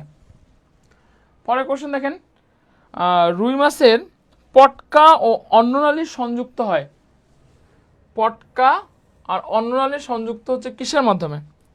পটকা আর অন্ননালী সংযুক্ত হচ্ছে আমাদের নিউমেটিক নালীর মধ্যে। খুবই গুরুত্বপূর্ণ কোশ্চেন, আসার মতো কোশ্চেন। হ্যাঁ, পরের কোশ্চেন দেখেন, রুই মাছের হৃৎপিণ্ডকে কি নামে আখ্যায়িত করা হয় বলেন? রুই মাছের হৃৎপিণ্ডকে আমরা ভেইন হার্ট নামে আখ্যায়িত করি। কি নামে আখ্যায়িত করে? ভেইন হার্ট, HEART, ঠিক আছে। তো রুই মাছের হৃৎপিণ্ডকে আমি কি নামে আখ্যায়িত করবো? ভেইন হার্ট নামে আখ্যায়িত করব। পরের কোশ্চেন চলে আসছে, রুই মাছের বায়ুথলি কয় প্রকোষ্ঠ বিশিষ্ট? সবাই আনসার করা উচিত, বলেন। আমি তো পড়াইছি, রুই মাছের বায়ুথলি কয় প্রকোষ্ঠ বিশিষ্ট? রুই মাছের বায়ুথলি 2 প্রকোষ্ঠ বিশিষ্ট। রুই মাছের বায়ুথলি কয় প্রকোষ্ঠ? 2 প্রকোষ্ঠ বিশিষ্ট, ঠিক আছে। ওকে, পরে চলে আসি, রুই মাছের অন্তবাহী ব্রাঙ্কিয়াল ধমনীকে কি বলা হয় বলেন? রুই মাছের অন্তবাহী ব্রাঙ্কিয়াল ধমনী কয়টা বলেন? রুই মাছের অন্তবাহী ব্রাঙ্কিয়াল ধমনী অবশ্যই মাথা রাখবে, রুই মাছের 8টা। মানে কয় জোড়া ভাই? 4 জোড়া। কয় জোড়া? 4 জোড়া। ক্লিয়ার? আচ্ছা, আজকে আমাদের ক্লাস এ পর্যন্তই। কারো কোনো কোশ্চেন থাকলে কোশ্চেন করেন। সবাই ক্লাসটা বুঝতে পেরেছেন কিনা সেটা কমেন্ট বক্সে কমেন্ট জানাই দেন। সবাই বুঝতে পেরেছেন কিনা সবাই কমেন্ট করবেন। সবাই বুঝতে পেরেছেন কিনা সবাই কথা বলবেন। তো ক্লাসটা ভালো লাগলো যে আসলে প্রথম থেকে ছিলেন যারা, সবাই ক্লাসে ছিলেন, খুব ভালো লাগছে এটা আমার। সবাই ক্লাসে থাকবেন, প্রত্যেকটা ক্লাসে থাকবেন ভাই। একটা কথা সবসময় মাথায় রাখবেন, মহান আল্লাহ পাক ভাই উত্তম পরিকল্পনা করে। এবং একটা কথা সবসময় মাথায় রাখবেন, সবাই একটু কথাটা শুনেন, সেটা হচ্ছে যে সুস্থতা হচ্ছে মানুষের সবচাইতে বড় নিয়ামত। আমরা অনেকে বলি হ্যাঁ আমি তো মোটা, হ্যাঁ আমি তো কালো, আমি তো ফর্সা না, আমার চুলগুলো সুন্দর না, এই না ওই না। একটা কথা সবসময় মাথায় রাখবেন, আমি যে সুস্থ আছি এটা মহান আল্লাহ পাকের কাছে অনেক অনেক, এটাই হলো বিশাল বড় নিয়ামত ভাই, ঠিক আছে। ঠিক আছে, সুস্থতা কিন্তু ভাই অনেক বড় নিয়ামত। সবসময় মহান আল্লাহর শুকর, আল্লাহ আপনি আমাকে সবসময় সুস্থতা রাখেন। সুস্থতা কি জিনিস যদি সেটা জানতে চান, মাঝে মাঝে যদি মন খারাপ হয় আপনারা হসপিটালগুলোতে চলে যাবেন, সরকারি হসপিটালগুলোতে চলে যাবেন। মানুষের কতটা কষ্ট, মানুষের কতটা দুঃখ হসপিটালগুলোতে, ঠিক আছে, মানুষের কতটা পেইন, আসলে রোগ শোক কতটা পেইন, ঠিক আছে। ওকে, তো সবসময় নামাজ পড়বেন, সৃষ্টিকর্তার উপর ভরসা রাখবেন, পরিশ্রম করবেন, ঠিক আছে। ওকে, আর কোনো কোশ্চেন আছে? আচ্ছা, সানজানা সেঞ্চুরি বলছে জাহাঙ্গীরনগর ইউনিভার্সিটির জন্য কীভাবে পড়বো? আমি যেভাবে পড়াচ্ছি ইনশাল্লাহ এভাবে পড়েন, পরীক্ষা যেগুলো নিচ্ছি আমরা পড়েন, ইনশাল্লাহ আপনাদের চান্স হবে। ভাই আপনারা পড়াশোনা করেন, গাইডলাইন নেন, পরিশ্রম করেন, চান্স আপনাদের হবে। বিশ্বাস রাখেন আমাদের উপরে, চান্স আপনাদের হবেই হবে, আমি বিশ্বাস করি আপনাদের জন্য, ঠিক আছে। ওকে ওকে, ঠিক আছে। কারো কোনো কোশ্চেন নাই? কেউ কোনো কথা বলে না?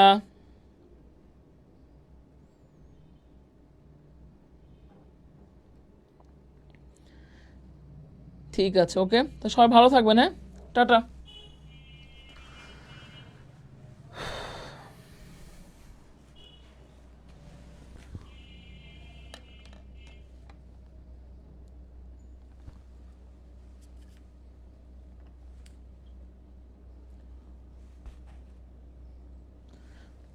অবশ্যই অবশ্যই দোয়া করব।